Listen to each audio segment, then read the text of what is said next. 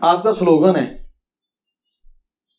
کہ فرقوں کی دکانیں بند, the damage has been done.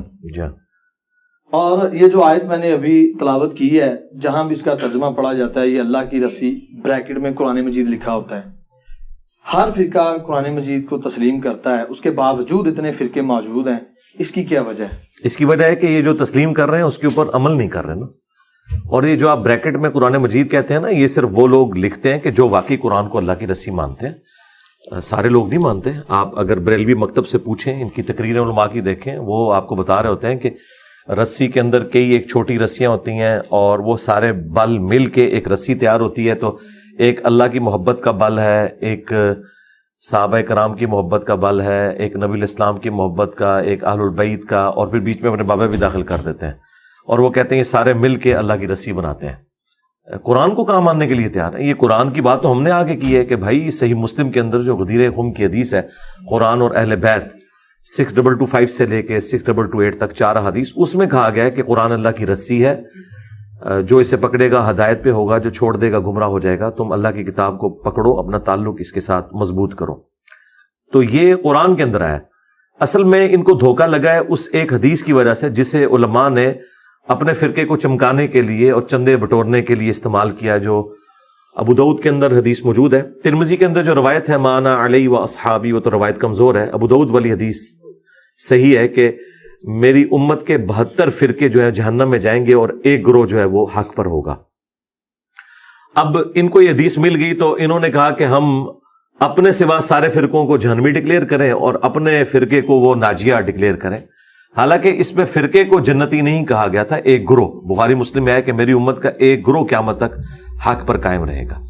فرق تو عربی میں کہتے ہیں ٹوٹ کے الگ ہونے کو. اسلام اپنی اصل تھا درخت, اس سے ٹوٹ کر جو الگ ہوا, یہ پتے الگ ہوتے ہیں, انہیں فرق کہا جاتا ہے. کوئی پتا درخت کو نہیں کہہ سکتا کہ ایک فرق میں بھی ہوں ایک تو بھی ہے, وہ تو اصل تھا. تو اصل تھی اسلام مسلم, اس سے ٹوٹ کر فرقے بننا شروع ہوئے. اور نبی الاسلام نے پہلے پیش گوئی کی تھی کہ تم نے اس سسٹم کا حصہ نہیں بننا. نبی الاسلام نے یہ نہیں کہا کہ فرقے بناؤ, آپ نے کہا بن جائیں گے اور ایک گروہ حق پر ہوگا. یعنی فرقہ کبھی بھی حق پہ نہیں ہوگا. فرقے سارے کے سارے جہنمی ہیں جو اپنے آپ کو فرقہ واریت میں بانٹتا ہے. ان الذین فرقوا دینہم وکانوا شیعا لست منہم فی شیء. اے نبی, جنہوں نے اپنے آپ کو فرقوں میں بانٹ لیا اور گروہ در گروہ ہو گئے, آپ کا ان کے ساتھ کوئی تعلق نہیں ہے. تو فرقوں کا نبی الاسلام سے کوئی تعلق نہیں. یہ بس ایک غیبی خبر تھی. جس طرح صحیح مسلم میں حدیث ہے قرب قیامت میں عورتیں ایسا لباس پہنیں گی گویا کہ وہ ننگی نظر آئیں گی, یعنی چست ہوگا یا باریک. تو اس کا مطلب یہ نہیں تھا کہ آپ نے اپنی عورتوں کے ساتھ ایسا معاملہ کرنا ہے. یہاں پہ بھی ایک خبر تھی, غیبی خبر کو انہوں نے حکم بنا دیا کہ فرقے بناؤ. اور پھر حال یہ کہ فرقے بنانے کے بعد انہوں نے کیا کیا, اپنے آپ کو جنتی کہا اور باقی سب کو جہنمی کہا. تو پھر اگر ہم دوسرے کی نظر سے دیکھیں تو آپ بھی جہنمی ہیں. تو اس کا اینڈ یہ ہے کہ آپ اس طرف واپس آ جائیں جہاں سے فرقے سٹارٹ ہوئے تھے اور وہ اصل تھی, اس سے فرقے بنے تھے, اور وہ ہے محمد رسول اللہ صلی اللہ علیہ وآلہ وسلم, ان کے اہل البیت, ان کے صحابہ کرام علیہم رضوان. اگر بات کریں اہل البیت کی تو مودت کا ذکر آتا ہے قرآن مجید میں, آیا مباہلہ آتی ہے قرآن مجید میں, انما یرید اللہ کی آیت آتی ہے قرآن مجید میں, آیت تطہیر آتی ہے. ان تمام طرح آیتوں کے باوجود جناب رسول خدا کے جانے کے فوراً بعد اہل بیت کے ساتھ کیا ہوتا ہے, وہ کس طرح سے تنہا ہو جاتے ہیں. امام حسن علیہ السلام کے ساتھ کیا ہوتا ہے, امام حسین علیہ السلام کے ساتھ کیا ہوتا ہے, اور جو ان کی بات کرتا ہے جیسے سلیم ابن قیس ہیں اور مختار ثقفی ہیں, مالکی اشتر ہیں, وہ ان سے محبت کرنے کے زمرے میں ان کو تنہا کر دیا جاتا ہے. یہ اس دور کی بات ہے. اور اگر اس دور کی بات کریں تو آج بھی جو اہل بیت کی بات کرتا ہے, جیسے آپ ہیں, مولانا اسحاق تھے, مولانا طارق جمیل ہیں, تو ان کو الگ کر دیا جاتا ہے, فتوے لگائے جاتے ہیں. ایسا کیوں ہے؟ دیکھیں, ہمیں تو کوئی اس کی پرواہ نہیں ہے. انہوں نے ہمیں کیا الگ کرنا تھا, ان کو ہم نے ان کی عوام سے ہی الگ کر دیا. عوام ان کے اوپر لانتیں بھیج رہی ہے, ہاں اللہ کے فضل سے. تو ہاں پرانے زمانوں میں آپ کہہ سکتے ہیں بظاہر دنیاوی طور پر اہل البیت کو وہ کامیابیاں نہیں ملی دنیاوی طور پر, آخرت کے پوائنٹ آف ویو سے تو وہ کامیاب ہے جو ملنی چاہیے تھی. لیکن اب تو یہ جو مبارک دور ہے اس کے اندر تو ہر طرف اہل البیت کا ہی ذکر ہے. اب رہ گیا یہ جو نبی الاسلام کی وفات کے بعد, تو یہ ہمیشہ ایسے ہوا ہے کہ جب مخلص ساتھی رخصت ہوتے ہیں نا, تو ان کے رخصت ہونے کے بعد پھر ظاہر ہے کہ نا ہنجار نا خلف لوگ منظر عام کے اوپر آ جاتے ہیں. نبی الاسلام کے جو اپنے مخلص ساتھی تھے انہیں تو اہل بیت کی عظمت کا پتہ تھا, اور اس لیے انہوں نے پورے پیشن کے ساتھ ان کا ساتھ دیا. ایک ثقیفہ بنی ساعدہ والا جو ایشو ہے وہ چونکہ at the end of the day mishandling کے باوجود اس کے اوپر سیدنا علی نے ایگری کر لیا، لہذا وہ تو چیپٹر ہو گیا کلوز۔ اس میں بھی جو امام بخاری ہیں وہ لکھتے ہیں کہ 6 ماہ بعد جناب امیر کو پتہ چلتا ہے کہ خلافت کا سلسلہ جو سارا یہ نہیں، ان کو پتہ چل گیا تھا، انہوں نے بیعت نہیں کی تھی۔ امام بخاری نے یہ نقل کیا ہے، مسلم نے بھی، کہ 6 مہینے تک انہوں نے بیعت نہیں کی۔ اچھا، جناب امیر المومنین علی بن ابی طالب کو اس واقعے کی خبر نہ دینا یا خبر نہ ہونا، اس کے پیچھے کیا پس منظر ہے؟ اس کے پیچھے پس منظر سیدنا ابوبکر عمر نہیں ہے، وہ تو بےچارے بیٹھے ہوئے تھے میت کے اوپر، انہیں تو آ کے خبر ملی ہے کہ ثقیفہ بنی ساعدہ میں سعد ابن عبادہ کو لوگ امیر چننے لگے ہیں، لہذا سب سے بڑا جو غالی شیعہ یہ ظلم کرتے ہیں اور وہ کہتے ہیں کہ ابوبکر عمر خلافت کے لالچی تھے۔ اگر یہ خلافت کے لالچی ہوتے تو یہ ثقیفہ بنی ساعدہ کی میٹنگ کال کرتے، میٹنگ تو انصار مدینہ نے کال کی ہوئی تھی جو خود شیعہ علی تھے، تو سٹارٹ تو وہاں سے ہوا نا، اور وہ حضرت علی کو نہیں چن رہے تھے، سعد ابن عبادہ کو چن رہے تھے، اور سعد ابن عبادہ بہت بھاری شخصیت تھے، یعنی وہ آؤٹ آف کوسچن ہے کوئی کہ ان کے اوپر کوئی تان کرے۔ اصحاب صفہ میں سے 155 اصحاب کا کھانا ان کے گھر سے جایا کرتا تھا۔ یہ 2 بندے ہیں جنہوں نے نبی الاسلام کو مدینے میں سپورٹ کیا ہے، سعد ابن معاذ جو اوس کے سردار تھے اور خزرج کے سعد ابن عبادہ۔ اگر یہ 2 بندے نہ ہوتے تو نبی الاسلام کی دعوت کو جو یہ عروج ملا ہے، جو اللہ تعالیٰ نے یعنی صحابہ کے ذریعے ہاتھ مضبوط کیے ہیں، تو یہ 2 بندے ہیں، ان میں سے ایک سعد ابن عبادہ تھے۔ سعد ابن معاذ تو شہید ہو گئے تھے غزوہ خندق کے موقع پر، جو انہیں یہاں پہ تیر لگا تھا اور وہ زخم جاری ہو گیا تھا۔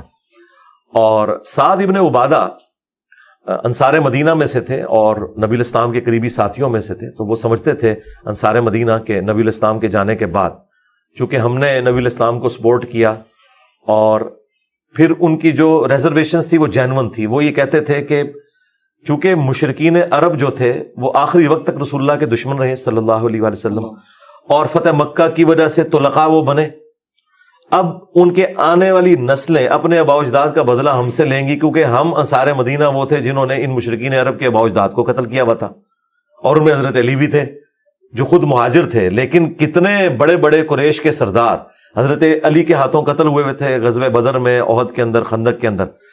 تو انصار مدینہ کو یہ ڈر تھا۔ وہاں پہ آپ کو یہ روایتیں بھی بخاری مسلم میں ملیں گی کہ ایک امیر تم میں سے ہو، ایک ہم میں سے ہو، ہاں بالکل، تو لیکن امیر تو 2 ہو ہی نہیں سکتے، یہ تو بالکل اللاجیکل بات تھی نا، 2 امیر تو ہو ہی نہیں سکتے نا، یہ تو اللہ تعالیٰ نے دنیا میں نظام ہی ایسا نہیں بنایا۔ جب بھی کوئی جوائنٹ سسٹم بنتا ہے اس کا امیر ایک ہوتا ہے، خاندان میں امیر ایک ہوتا ہے، وہ مرد ہوتا ہے، الرجال قوامون علی النساء۔ خود اللہ نے اپنے بارے میں کہا ہے کہ اگر اللہ کے ساتھ کوئی اور الہ ہوتا تو یہ زمین و آسمان کا نظام درم برم ہو جاتا، سورۃ الانبیاء کے اندر۔ تو یہ تو ہو نہیں سکتا، لیڈر ایک ہی ہوتا ہے۔ نبی الاسلام کے ہمارے زمانے میں بھی تو ایک تھا نا، آپ نے اپنے ساتھ کسی کو شامل تو نہیں کیا لیڈرشپ کے اندر، یہ ہو نہیں سکتا، یہ ڈیمانڈ ان کی غلط تھی۔ البتہ جب ثقیفہ بنی ساعدہ کے اندر یہ میٹنگ کال کی اور سیدنا ابوبکر عمر کو بتایا گیا، تو وہ تو اس نیت سے تو وہاں گئے ہی نہیں تھے کہ کوئی بیعت ہوگی، لیکن قبائلی سسٹم تھا۔ آپ ان حالات و واقعات کو اگر دیکھیں جہاں پہ تلواریں نکل آئی ہیں اور جنگ و جدل والا معاملہ ہو گیا ہے، اس وقت وہ تلے ہوئے تھے کہ سعد ابن عبادہ کو ہم نے خلیفہ چننا ہے، تو وہاں پہ حضرت عمر کہتے ہیں میں نے اپنے دماغ میں ایک تقریر بنائی ہوئی تھی میں کروں گا، لیکن حضرت ابوبکر نے مجھے خاموش کروا دیا۔ ظاہر ہے حضرت ابوبکر یہ سمجھتے تھے یہ جذباتی ہیں، کوئی معاملہ مس ہینڈل نہ ہو جائے، لیکن وہ کہتے ہیں جو میں نے اپنے دماغ میں پوائنٹس سوچے تھے ان سے بہتر حضرت ابوبکر نے تقریر کی۔ انہوں نے کہا دیکھیں نبی الاسلام قریش میں سے تھے، لہٰذا آپ کا سکسیسر بھی قریش میں سے ہونا چاہیے، اور انصار مدینہ تم لوگ رسول اللہ کے ساتھ وزیر کی حیثیت سے تھے، تو جو بھی اب امیر چنا جائے تم وزیر کی حیثیت سے رہو، اللہ کے نبی تم سے راضی ہیں، اور یہ سارے معاملات ہیں۔ اور چونکہ قریش کا قبیلہ ڈومیننٹ ہے، اوس اور خزرج کا وہ مقام نہیں تھا عرب کے اندر جو قریش کا تھا، اور قبائلی سسٹم میں نبی الاسلام کو صرف پیغمبر کے طور پر انہوں نے ایکسیپٹ نہیں کیا تھا عرب دنیا نے، بلکہ ایک قبیلے کے سردار کے طور پر بھی۔ اسی لیے آیا نا اذا جاء نصر اللہ والفتح ورأیت الناس يدخلون فی دین اللہ افواجا۔ وہ جو فوج در فوج لوگ دین میں داخل ہو رہے تھے وہ اس اعتبار سے ہو رہے تھے کہ قریش کے سردار کو غلبہ مل گیا بنو ہاشم میں سے، اور ہم نے اس کی اطاعت اختیار کرنی۔ یہ پہلی دفعہ ہوا تھا کہ ایک قبیلہ اتنا ڈومیننٹ ہو گیا، ورنہ تو طوائف الملوک ہی تھی۔ اس کا فائدہ رومنز اور پرشینز اٹھاتے تھے، اور عرب کے لوگ جو زیادہ جنگجو تھے، جن کے اندر زیادہ طاقت تھی، صرف ایک طوائف الملوکی تھی، یہ ایک جھنڈے کے نیچے جمع نہیں تھے، انہیں اپنی طاقت کا اندازہ نہیں تھا کہ اگر ہم اکٹھے ہو جائیں تو یہ رومنز پرشین تو شاہی کوئی نہیں ہے، اور وہ اللہ تعالیٰ نے نبی علیہ السلام کے ذریعے کیا, اور دیکھیں پھر کیسا انہوں نے الٹا, یہ اتنے طاقتور لوگ, ٹف مول کے عادی. اب یہ سارے کا سارا معاملہ جو تھا قریش کا غلبہ, اسی کی بنیاد کے اوپر آگے یہ ساری امپائر پھیلنی تھی. تو حضرت ابوبکر نے کہا کہ قریش کے علاوہ اگر کوئی اور سردار ہوا تو یہ تمہیں نہیں چنیں گے. خود ظاہر ہے کہ خود قریش مکہ نے نہیں ماننا تھا کہ اوس اور خزرج کی کیا اوقات ہے. اچھا, اب یہ ساری چیزیں ایک گراؤنڈ ریالٹیز ہیں. اب آپ لوگوں کو آیتیں حدیثیں نہیں سنا کے کہہ سکتے کہ جی وہ سب انسان اللہ کے نزدیک برابر ہے, یہ ساری چیزیں نہیں ہو سکتی. بہرحال اللہ تعالیٰ نے بنو ہاشم کو تو جان والوں پہ فضیلت دی ہے نا, بنو اسرائیل کو بھی دی, بنو اسماعیل کو بھی. تو قریش مکہ بنو اسماعیل تھے نا, اور ان میں بھی ایک ڈومیننٹ قبیلہ, نبی علیہ السلام کی ایک نسبت تو انہیں حاصل تھی, تو یہ جینون تھا. اب اس وقت حضرت ابوبکر نے کیا کیا, بخاری مسلم کے الفاظ ہیں, آپ نے ابو عبیدہ اور حضرت عمر کا ہاتھ یوں پکڑ کے کہا کہ یہ دو بندے, ان میں سے کسی کو اپنا خلیفہ چن لو. اچھا, یہ اس وقت کرنا کیوں ضروری تھا آپ کی نظر میں, اور میری نظر میں تو یہ ہونا چاہیے تھا کہ اس وقت تھوڑا سا وقفہ لے لیا جاتا, نبی علیہ السلام کی تدفین سے فارغ ہو لیتے اور پھر ایک میٹنگ کال کے معاملات کرتے. لیکن یہ معاملہ اس طرف جانے والا نظر نہیں آ رہا تھا. اس وقت کی سچویشن کو وہی بہتر سمجھ سکتے ہیں, اور اس میں مجھ سے پکا لے لیں, امام حسن نے معاویہ بن ابی سفیان کے ہاتھ پہ جو صلح کی ہے, ان کے اپنے ساتھیوں نے کہا کہ اس نے ہمیں ذلیل کروا دیا ہے. لیکن یہ تو امام حسن سمجھ سکتے ہیں, یا میں ان کے اس درد کو سمجھ سکتا ہوں کہ انہیں کس مجبوری میں صلح کرنی پڑی ہے. صلح ہی اس وقت بہتر آپشن تھی, ورنہ وہ تو 40,000 کا لشکر لے کے گئے تھے معاویہ سے لڑنے کے لیے, لیکن انہوں نے دیکھا کہ ان کے سردار خرید لیے گئے ہیں اور یہ معاملہ بگڑ جائے گا, تو انہوں نے کہا بھائی بہتر یہ ہے کہ اس معاملے کو میں یہاں پہ میں آپ کو بتا رہا ہوں کہ آج بیٹھ کے کوئی سچویشن کا اندازہ نہیں کر سکتا جب تک آپ زمانے میں ریورس جا کے وہ سارے حالات دیکھ نہ لیں. تو حضرت ابوبکر نے اس وقت یہ ریلائز کیا کہ بھائی اگر اس وقت کوئی ڈیسیژن نہ ہوا تو یہ تلپٹ ہو جائے گا, اور یہ انصار مدینہ کو چنیں گے اور ایک نئی گیم شروع ہو جائے گی, قریش مکہ میں پھوٹ پڑ جائے گی. اب اس کا آخری حل یہ ہے کہ ان دو بڑے سرداروں میں سے ایک کو چن لیا جائے. اور انہوں نے کن بندوں کے نام پیش کیے؟ ابو عبیدہ بن جراح, جن کو نبی علیہ السلام نے امین الامت کہا تھا. نجران کے جب عیسائی آئے, بخاری میں آیا, وہ مبالغہ تو نہیں ہو سکا تھا, مسلم میں آیا کہ مولا علی, حسن, حسین اور فاطمہ کو لے کے نبی علیہ السلام آئے, لیکن مبالغہ ہوا نہیں کیونکہ کرسچن ریڈی نہیں ہوئے. لیکن پھر انہوں نے کہا کہ اگر مبالغہ ہوا تو ہم مارے جائیں گے, اگر یہ جھوٹا نبی ہوا تو پھر ہمیں کوئی ڈر نہیں, تو آپ ہمارے ساتھ کوئی اپنا ایسا قریبی آدمی بھیجیں. تو آپ نے فرمایا میں امین الامت تمہاری طرف بھیجوں گا. پھر نبی علیہ السلام نے ابو عبیدہ ابن جراح کو بھیجا. تو حضرت ابوبکر نے وہ سوٹیبل پرسنالٹیز کے ہاتھ اس طریقے سے کھڑے کیے اور کہا ان میں سے چن لو. لیکن دونوں نے کہا کہ حضرت آپ کے ہوتے ہوئے ہم نہیں کریں گے, کیونکہ نبی علیہ السلام نے آپ کو مسلح پر کھڑا کیا تھا اور اس کی وجہ سے ہم آپ کو خلیفہ چنیں گے. اور چنا. انصار مدینہ بھی ایگری کر کے, سعد بن عبادہ اکیلے رہ گئے, ان کے اپنے قبیلے کے لوگ اپنے سردار کو چھوڑ کے حضرت ابوبکر کے اوپر راضی ہو گئے. اس سے آپ کو اندازہ ہوگا کہ حضرت ابوبکر کی پرسنالٹی کتنی بڑی تھی. ادروائز وہ پورا قبیلہ چھوڑ دیتا, انہوں نے اپنے سردار کو چھوڑ کے حضرت ابوبکر کی بیعت کر لی. اس سے حضرت ابوبکر کی ڈومیننسی نظر آتی ہے. حالانکہ وہ کمزور آدمی تھے یار, بوڑھا آدمی تھا, ایک کوئی پہلوان نہیں تھا. کوئی آپ کو حدیثوں میں نہیں ملے گا کہ انہوں نے بدر میں اتنے بندے قتل کر دیے تھے تو وہ یہ تھے تو وہ تھے, نہیں. ان کی ایک بزرگی, نبی علیہ السلام کے ساتھ قربت, یار غار ہونا, یہ ساری چیزیں اور ساری قربت, یہ ساری چیزوں کی وجہ سے ان کے اوپر ایگری کر گئے اور وہ بیعت ہو گئی اور پھر وہ سارا معاملہ ہوا. حضرت علی کو یہ کلک تھا کہ اس مشورے میں مجھے شامل کرنا چاہیے تھا. 6 مہینے انہوں نے بیعت نہیں کی. 6 مہینے کے بعد بخاری مسلم میں آتا ہے, انہوں نے حضرت فاطمہ کی جب وفات ہو گئی, انہوں نے حضرت ابوبکر کو پیغام بھیجا اور کہا کہ آپ میرے پاس آئیں اور اپنے ساتھ کسی کو نہیں لے کے آنا. اور وہ راوی کہتا ہے کہ آپ نہیں چاہتے تھے کہ حضرت عمر ساتھ آئیں کیونکہ وہ جذباتی. تو حضرت عمر نے روکا حضرت ابوبکر کو کہ آپ اکیلے نہ جائیں. انہوں نے کہا میں اہل بیت رسول سے کوئی نیگیٹو چیز امید نہیں کرتا, اس سے آپ کو ان کی کمٹمنٹ کا. وہ اکیلے گئے, حالانکہ بہت بڑا رسک تھا اکیلے جانا. اچھا, جبکہ خلافت کا جھگڑا چل رہا ہے. اور دوسرا آپ دیکھیں, خلیفہ وقت جو ہے وہ حضرت ابوبکر ہیں.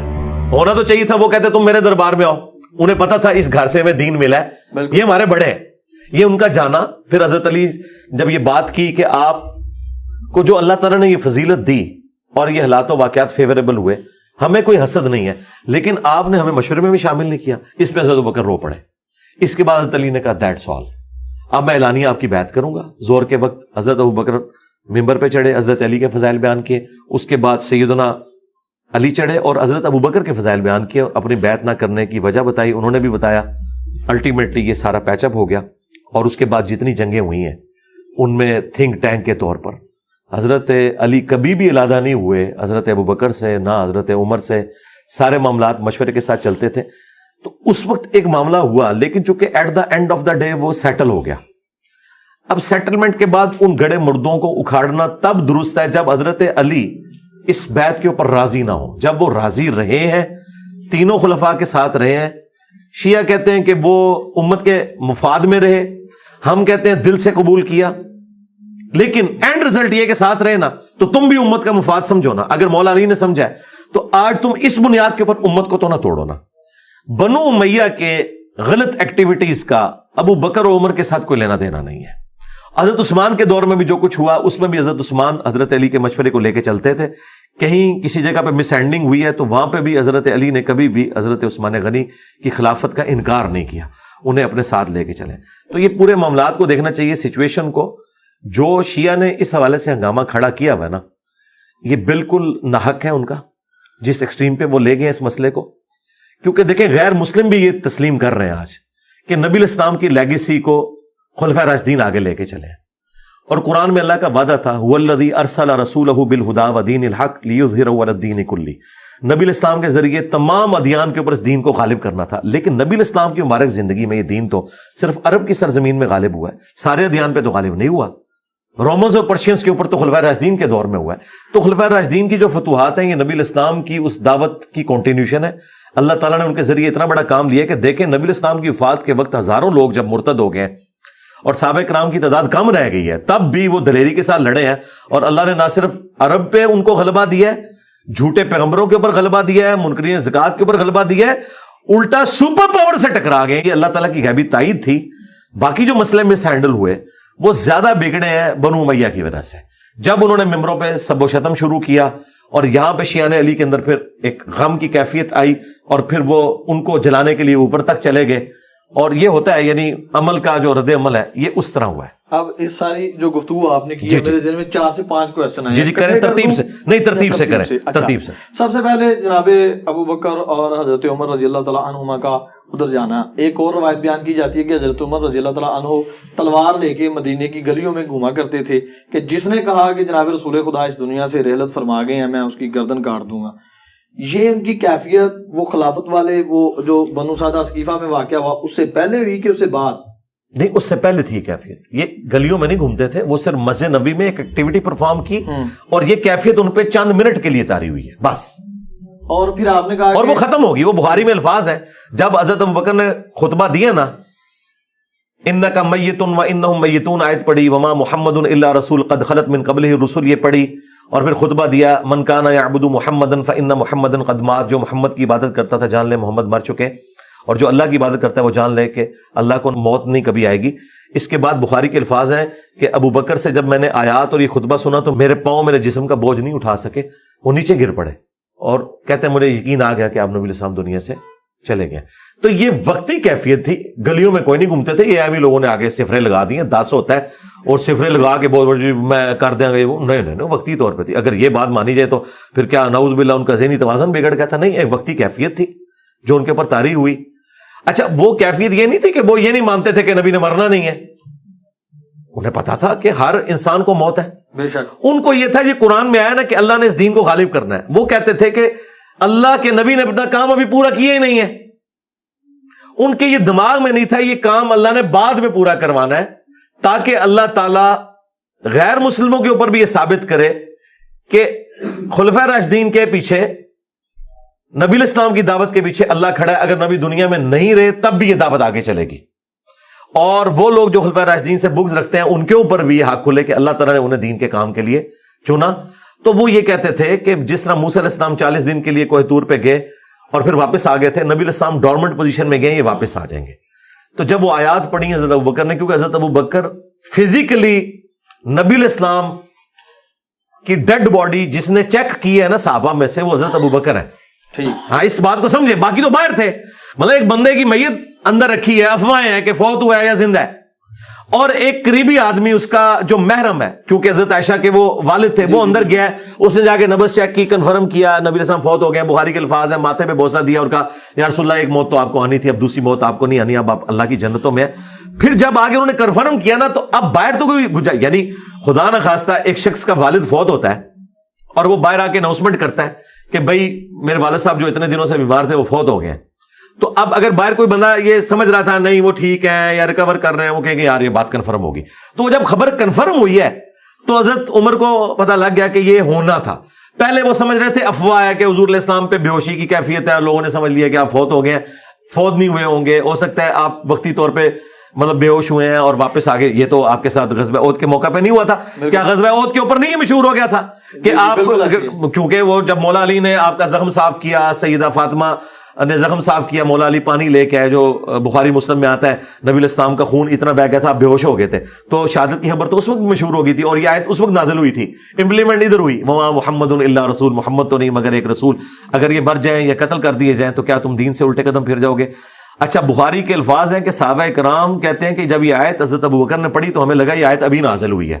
یعنی آیت اتنی پرانی تھی، 8 سال پرانی، لیکن اس کی امپلیمنٹیشن اس وقت ہوئی. صحابہ کو صبر دینے والی یہی آیت تھی کہ محمد بھی ایک رسول ہے، انہوں نے بھی دنیا سے جانا ہے، کیا دین تم چھوڑ دو گے؟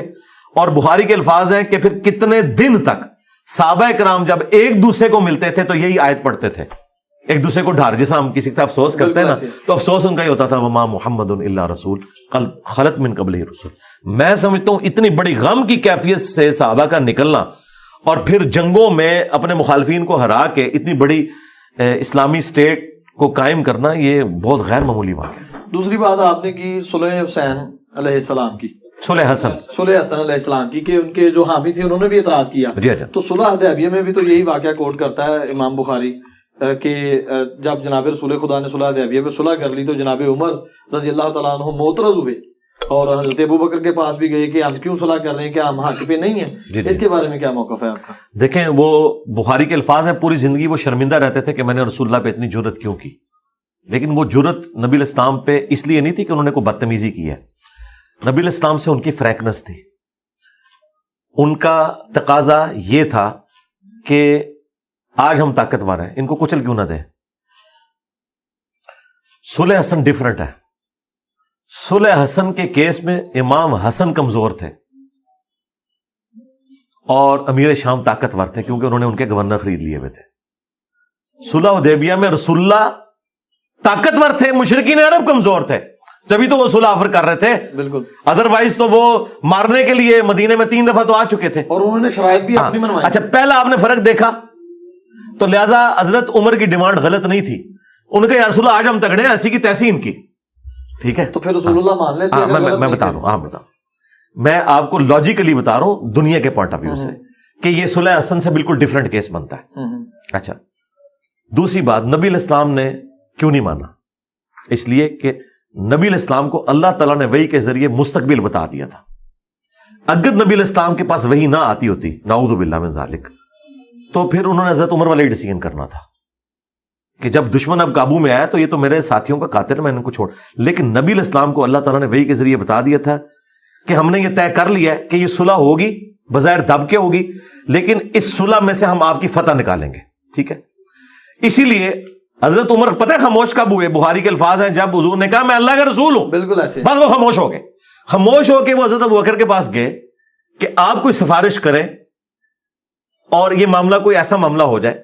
نبی علیہ السلام نے انہیں یہ نہیں کہا کہ مجھے وحی آئی ہے. اگر وہ کہتے مجھے وحی آئی ہے تو حضرت عمر کی کیا ضرورت تھی؟ انہیں کہا میں اللہ کا رسول ہوں، یعنی میں ویژن رکھتا ہوں. پھر حضرت ابوبکر نے اللہ کا رسول ہوں کا ترجمہ انہیں سمجھایا کہ بھائی وہ اللہ کے رسول ہیں، یہ وحی کے ساتھ ہو رہا ہوگا. پھر کہتے ہیں مجھے پوری زندگی غم ہے کہ میں نے یہ جرت کیوں کی. میں کہتا ہوں کہ جو میری نیچر ہے نا، جو حضرت عمر نے کیا نا، میں بھی حضور کو اس وقت یہی کہتا کہ یا رسول اللہ منڈو انہوں ایسی تیسی. اور دیکھیں ابھی میں آپ کو اس میں ایک اور ثبوت دیتا ہوں. ایک اور جگہ تو حضرت عمر ٹھیک نکلا ہے، غزوہ بدر کے قیدیوں میں. اب آپ کیا کہیں گے؟ ہاں، یہ تو قرآن میں آیا ہے. دیکھیں نا، میں آپ کو پھکا دے رہا ہوں، یہ پھکی سے بھی اگلی چیز ہے.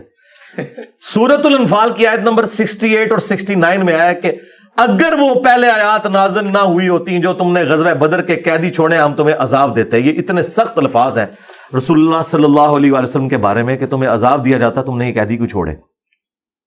اور بخاری میں ہے کہ حضرت بخاری اور مسلم دونوں میں، مسلم میں ذرا تفصیل کے ساتھ ہے، حضرت عمر نے مشورہ دیا تھا کہ ان کو قتل کیا جائے. قرآن جو ہے وہ حضرت عمر کے مشورے کے اوپر نازل ہوا. اب وہاں پہ تو حضرت عمر کا مشورہ ٹھیک نکل. پھیلانا نہیں ہے، میں آپ کو لاجیکل ڈسکشن کر رہا ہوں. شیعہ کیا کہتے ہیں، سنی کیا کہتے ہیں، میں کسی کا ادھر ٹھیکیدار نہیں ہوں، جہاں شیعہ غلط ہوں گے میں انہیں غلط کہوں گا، جہاں سنی غلط ہوں گے میں غلط کہوں گا. میں نے پہلے جملے میں بولا کہ حضرت عمر کی جرأت تھی، وہ خود بھی شرمندہ تھے، لیکن ایک اور جگہ انہوں نے جرأت کی، وہ کامیاب ہو گئی. یہ ان کی نبی علیہ السلام کے ساتھ ایک فریکنس، ان کی طبیعت کا تقاضا تھا کہ انہوں نے ایسا کیا. اس میں پھکا اور لے. مجھے بتائیں صلح حدیبیہ کے موقع پر جب نبی علیہ السلام یہ کہہ رہے ہیں کہ میرا نام مٹا دو، تو مولا علی نے کیوں نہیں مٹایا؟ فرمایا کہ میں واحد جو گواہ ہوں اس کا. نہیں، وہ ٹھیک ہے، جب نبی حکم دے رہے ہیں تو امتی کی کیا ضرورت ہے کہ وہ کہ میں یہ کام نہیں کرتا. لیکن ہم اس کی تعویل کرتے ہیں نا. بالکل. کہ ہاں کیوں کرتے ہیں؟ دیکھیں اب ہم حضرت علی کا دفاع کر رہے ہیں، اب ہمیں کوئی یہ نہ کہے کہ آپ علی کا دفاع کیوں کر رہے ہو، وہاں حضرت عمر کا ہم نے دفاع کیا. جناب علی نے یہ تو نہیں کہا کہ میں شرمندہ رہا ساری عمر اس پہ. او نہیں، میں آپ کو بتا رہا ہوں نا، اس بات کو آپ سمجھے نا کہ انہوں نے کہا یا نہیں کہا. یعنی میں آپ کو کہتا ہوں کہ میں اگر حضرت علی کی جگہ ہوتا نا تو میں حضور کی بات مانتا. مجھے اس سے کیا غرض ہے؟ کیا نبی علیہ السلام کے نام کے اوپر لکیر پھیرنے سے میرے دل میں کوئی حضور کی محبت ختم ہو جانی تھی؟ میری تو ریکوائرمنٹ یہ ہے کہ اللہ کا پیغمبر مجھے کیا حکم دے رہا ہے. تو یہ آپ سمجھیں کہ نیچر فرق ہے. اس نیچر کو آپ وہ نہ رہے، نافرمانی شمار نہ کریں. اور سب سے بڑھ کر نبی علیہ السلام خود اس کے لیے کیا فیصلہ فرما رہے ہیں. اگر نبی علیہ السلام کسی معاملے میں ایکسیپٹنس دے رہے ہیں تو ٹھیک ہے. حضرت عمر کو بعد میں کوئی نبی علیہ السلام نے سزا تو نہیں دی نا، ایکسیپٹ کر لیا نا کہ ٹھیک ہے ان کا ایک جذباتی فیصلہ تھا. یہاں پہ بھی حضرت علی کو ایکسیپٹ کر لیا نا.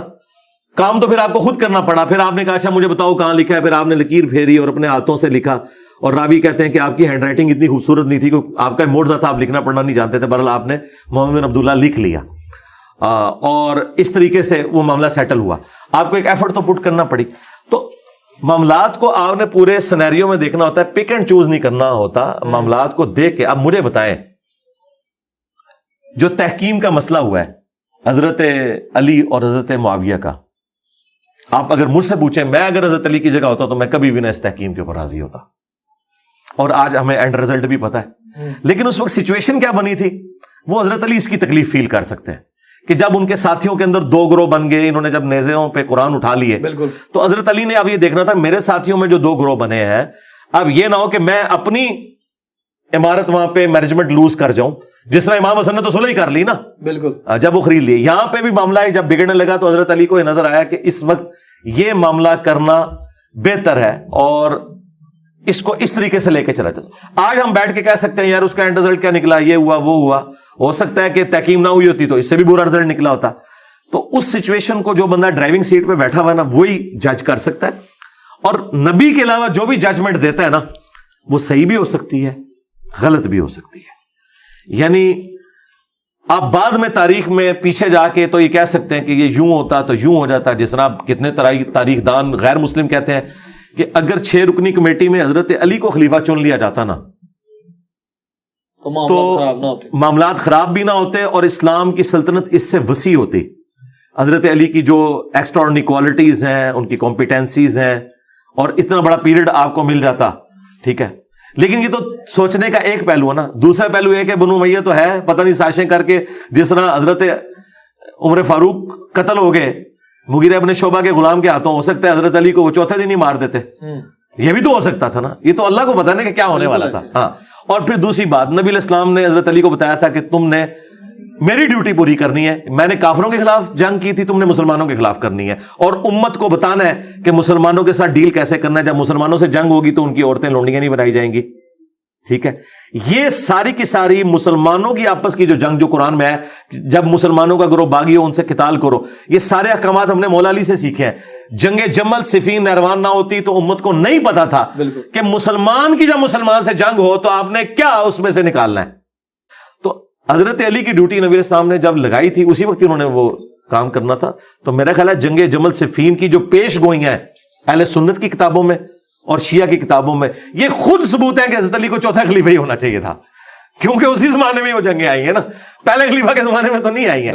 تو میرے خیال ہے یہ سارے کا سارا سسٹم فٹ ان بیٹھتا ہے. لیکن آپ دیکھیں صحیح بخاری میں ایک حدیث ہے 6830، حضرت عمر نے اپنے آخری حج کے دوران آپ کو منا میں کسی نے آ کے بتایا کہ لوگ کہہ رہے ہیں کہ جب عمر مر جائے گا تو ہم فلاں شخص کو اپنا خلیفہ چن لیں گے.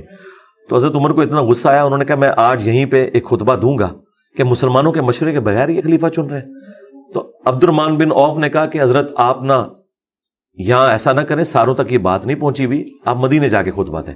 پھر مدینے جا کے انہوں نے خطبہ دیا اور عبداللہ ابن عباس کہتے ہیں کہ میرا گھٹنا ممبر کے ساتھ لگا ہوا تھا اور میں ساتھیوں کو کہہ رہا تھا آج حضرت عمر نے بڑی سخت گفتگو کرنی ہے، اور یہ ان کا آخری خطبہ تھا حضرت عمر کا. تو انہوں نے کہا کہ دیکھو یہ لوگ مشورہ کر رہے ہیں اور پلی لے رہے ہیں حضرت ابو بکر کی خلافت کی، کہ حضرت ابو بکر کو بھی تو اچانک خلیفہ چن لیا گیا تھا مسلمانوں کے مشورے کے بغیر. حضرت عمر نے خود مانا ہے. دیکھیں کہتا ہے دلیر بندہ جو ہے کتنا، جب میں پنجابی میں حضرت عمر کے لیے اپنے لیے بات کرتا ہوں منہ پھٹ ہوتا ہے. ٹھیک ہے، حالانکہ حضرت ابو بکر کی وجہ سے حضرت عمر خلیفہ بنے ہوئے تھے، لیکن انہوں نے کوئی آر محسوس، ان کا یہ بات ٹھیک ہے کہ حضرت ابو بکر کی خلافت ایک کیٹاسٹروفک کنڈیشن میں ہو گئی تھی. اب ابو بکر کی خلافت کو مستقبل میں کوئی شخص دلیل نہ بنائے کہ وہ مسلمانوں کے مشورے کے بغیر کسی کو خلیفہ چنے، ورنہ اس کا انجام قتل و غارت ہوگا. حضرت عمر خود مان رہے ہیں کہ حضرت ابو بکر کی جو خلافت ہوئی ہے نا، اس سے بہتر طریقے سے ہو سکتی تھی، لیکن اس کو کوئی پلی لے کے یہ نہ کہہ کہ حضرت ابو بکر بھی چند بندوں نے بنا لیا تھا، نہ اس طرح نہیں، مسلمانوں کا مشورہ. پھر دوسرا انہوں نے کہا کہ حضرت ابو بکر کی پرسنالٹی بھی اتنی بڑی تھی کہ اللہ تعالیٰ نے امت کو ان پہ متفق بھی کر دیا اس زمانے میں. یہ تو بعد میں پھر یہ آج آپ کو جو رافضیت اور ناسبیت نظر آ رہی ہے تو بعد میں ہوئی ہے نا، اس زمانے میں تو سارے کٹھے ہی تھے نا، سارے کٹھے ہی تھے، یہ تو بعد میں بنے ہیں نا. تو اس وقت تو حضرت عمر کی بات ٹھیک تھی نا، حضرت عمر کوئی 15ویں صدی میں تو بیٹھ کے نہیں کہہ رہے نا. آج تو ہم کہتے ہیں دو فرقے بن گئے ان جنگوں کی وجہ سے، لیکن اس زمانے میں تو سارے کٹھے ہی تھے نا. تو انہوں نے کہا آندہ کوئی ایسا کام نہ کرے. تو لہٰذا ہم یہ سمجھتے ہیں کہ حضرت علی کی خلافت جس سے اسٹیبلش ہوئی ہے مشورے کے ساتھ، حضرت علی نے تو خلافت لینے سے انکار کر دیا تھا. انہوں نے کہا یا تو انصاف ہوگا یا گوشہ نشینی میں اختیار کروں گا. اور لوگوں نے کہا نہیں انصاف، تو ان کو پتہ ہی نہیں تھا کہ انصاف کا مطلب کیا ہے. انصاف کا مطلب یہ ہے کہ انہوں نے کہا حضرت عثمان کے سارے گورنر فارغ، جن کی وجہ سے رعایا ان کے خلاف ہوئی بھی، اور وہ کر بھی دیے تھے، جب کر دیے نا. ہاں، وہ یہ تو نہیں ان کو پتا تھا کہ وہ اتنا ہارڈ لائنر ہو جائے گا. تو وہ حضرت علی کے بارے میں ایکسپیکٹ کر رہے تھے کہ بھئی حضرت علی کوئی درمیان کر، لیکن وہ تو بڑے ہارڈ لائنر تھے. اس وقت انہوں نے کہہ دیا کہ ٹھیک ہے جی حضرت، ان کا پھر لا، پھر پہلا ڈیسیژن ہے جی. اچھا، جناب ابو بکر کا خلیفہ منتخب ہونا، اس کے بعد جناب عمر کو وہ ڈائریکٹ سلیکٹ کرتے؟ نہیں، ڈائریکٹ نہیں سلیکٹ کیا، یہ بالکل جھوٹ ہے. اچھا، ہاں یہ بالکل جھوٹ ہے. مشورہ ہوا جی، مشورہ ہوا ہے. کتنے دن تک مشورہ رہا ہے. حضرت ابو بکر اچانک فوت نہیں ہوئے، بیمار ہوئے ہیں. انہوں نے جب مشورہ لیا نا تو حضرت ابو بکر نے جس طریقے سے عرب کی سرزمین میں اتنے بڑے فتنوں کو ختم کیا اور پھر رومنز اور پرشینز کی طرف فوجیں بھیج دی. یہ ویسے بڑا تاریخ میں پبلک میں جھوٹ مشہور کیا ہوا ہے لوگوں نے، اہل علم کے نزدیک تو ان کو پتا ہے. یہ جو فتوحات کا سلسلہ یہ حضرت ابو بکر کے دور میں شروع ہوا ہے. اچھا، آدھی پرشین امپائر تو گر چکی تھی، غالب نے ولید کو فرنٹ میں حضرت ابو بکر نہیں رکھا ہوا تھا. تو حضرت عمر کا جب دور آیا تو اس وقت آپ سمجھے کہ حالات فیوریبل تھے، ایک اچھی پارٹنرشپ بن چکی تھی، اور پھر آگے وہ آگے لے کے چلے. تو حضرت بکر صدیق کی اتنی جو ٹاپ کی مینجمنٹ اور ان کی پھر ایک نرمی طبیعت میں، اس کی وجہ سے سب نے یہی مشورہ دیا کہ حضرت آپ نے 2 سال میں اتنی خیر خواہی ہمارے ساتھ کی ہے، تو آپ سے بہتر کون سمجھ سکتا ہے کہ ہمارے لیے کون فیوریبل ہے. کیونکہ ان کی نیت پہ بھی کوئی شک نہیں، ان کی پرفارمنس بھی لوگوں کے سامنے ہے، نبی علیہ السلام سے قربت بھی. آج کے ابو بکر کو نہ دیکھیں، آج کے ابو بکر کو تو کنٹروورشل بنا دیا نا اس زمانے کے ابو بکر. اچھا، تو لوگوں نے، تو حضرت ابو بکر نے کہا کہ ٹھیک ہے، پھر میں جب کسی کو نامزد کروں گا نا، پھر تم نے اختلاف نہیں کرنا. پھر انہوں نے اپنے قریبی لوگوں سے مشورہ کیا. کون کون شامل تھا اس مشورے؟ ان میں حضرت علی شامل ہیں، ابو عبیدہ ابن جرح شامل ہیں، عبد الرحمن بن عوف شامل ہیں. یہ سب لوگ بڑے بڑے لوگ، اور یہ بڑے بڑے جو لوگ ہیں قبیلوں کے سردار ہیں. مطلب آج والا صاحب تو نہیں کہ ووٹنگ ہو، اس زمانے میں تو قبائلی سسٹم میں صرف حضرت علی سے پوچھ لیا، بنو ہاشم سے کوئی ضرورت نہیں پوچھنے کی، علی ان کے ہیڈ ہیں، وہ فیصلہ کر دیں گے. بڑے سرداروں سے پوچھا، انصار کے بڑے لوگوں سے پوچھا کہ میں جب میرے پہ چھوڑا ہے تو میں تو عمر کو بنانا چاہتا ہوں. تو سب نے کہا کہ اگر آپ سمجھتے ہیں تو ٹھیک ہے بنا دیں. چند ایک لوگوں نے کہا کہ ان کی طبیعت کی سختی ہے. ہاں، تو حضرت ابو بکر نے کہا کہ جب وہ خلیفہ بنیں گے نا تو ان کی سختی ایڈریس ہو جائے گی. ان کی سختی اس وجہ سے تھی کہ میں نرم تھا، جب یہ سارا وزن ان کو اٹھانا پڑے گا نا تو وہ پھر آپ نے دیکھا ہے کہ انہوں نے کیا سختی کی ہے. سختی یہ کی ہے کہ انہوں نے آرام نہ کھایا نہ کھانے دیا ہے. ہاں، اللہ کے احکامات میں وہ سخت رہے ہیں. دیکھ لیں اپنے کسی بیٹے کو کسی پوسٹ کے اوپر نہیں لگایا. دیکھیں نا، کسی بندے کے کنڈکٹ سے نظر آتا ہے نا، چٹائی سے آغاز ہوا ہے، چٹائی پہ اختتام ہوا ہے، تو سسٹم سے کچھ حاصل نہیں کیا. دیکھیں دنیا میں انسان کچھ کرتا ہے، کس چیز کے لیے کرتا ہے نا، اپنی اولاد کے لیے کچھ چھوڑ کے مرتا ہے، کوئی جداد یا پوسٹ کچھ بھی نہیں کیا. اور جاتے ہوئے بھی 6 رکنی کمیٹی وہی بنائی ہے جس کے مشورے سے وہ بنے ہوئے تھے. تو کہا بس ٹھیک ہے یہ 6 بندے ہیں جن سے نبی علیہ السلام وفات تک راضی رہے, ان میں سے خلیفہ چن لینا. حضرت ابو بکر کو لے کر حضرت عمر اور جو وہ اپنی خلافت کا سلسلہ چلانے کے لیے اتنے پریشان نظر آتے ہیں, جبکہ جناب رسول خدا اتنا سلسلہ جناب آدم سے شروع ہوا, رسول اللہ تک آیا, وہ اپنا خلیفہ ہی نہیں چھوڑ کے گئے, عوام منتخب کر رہے ہیں ان کا خلیفہ مشورے کے ساتھ. اور جتنے بھی انبیاء گزرے ہیں قرآن مجید میں, وہ ان کا خلیفہ جو ہے وہ اللہ کی مرضی سے چنا جاتا ہے.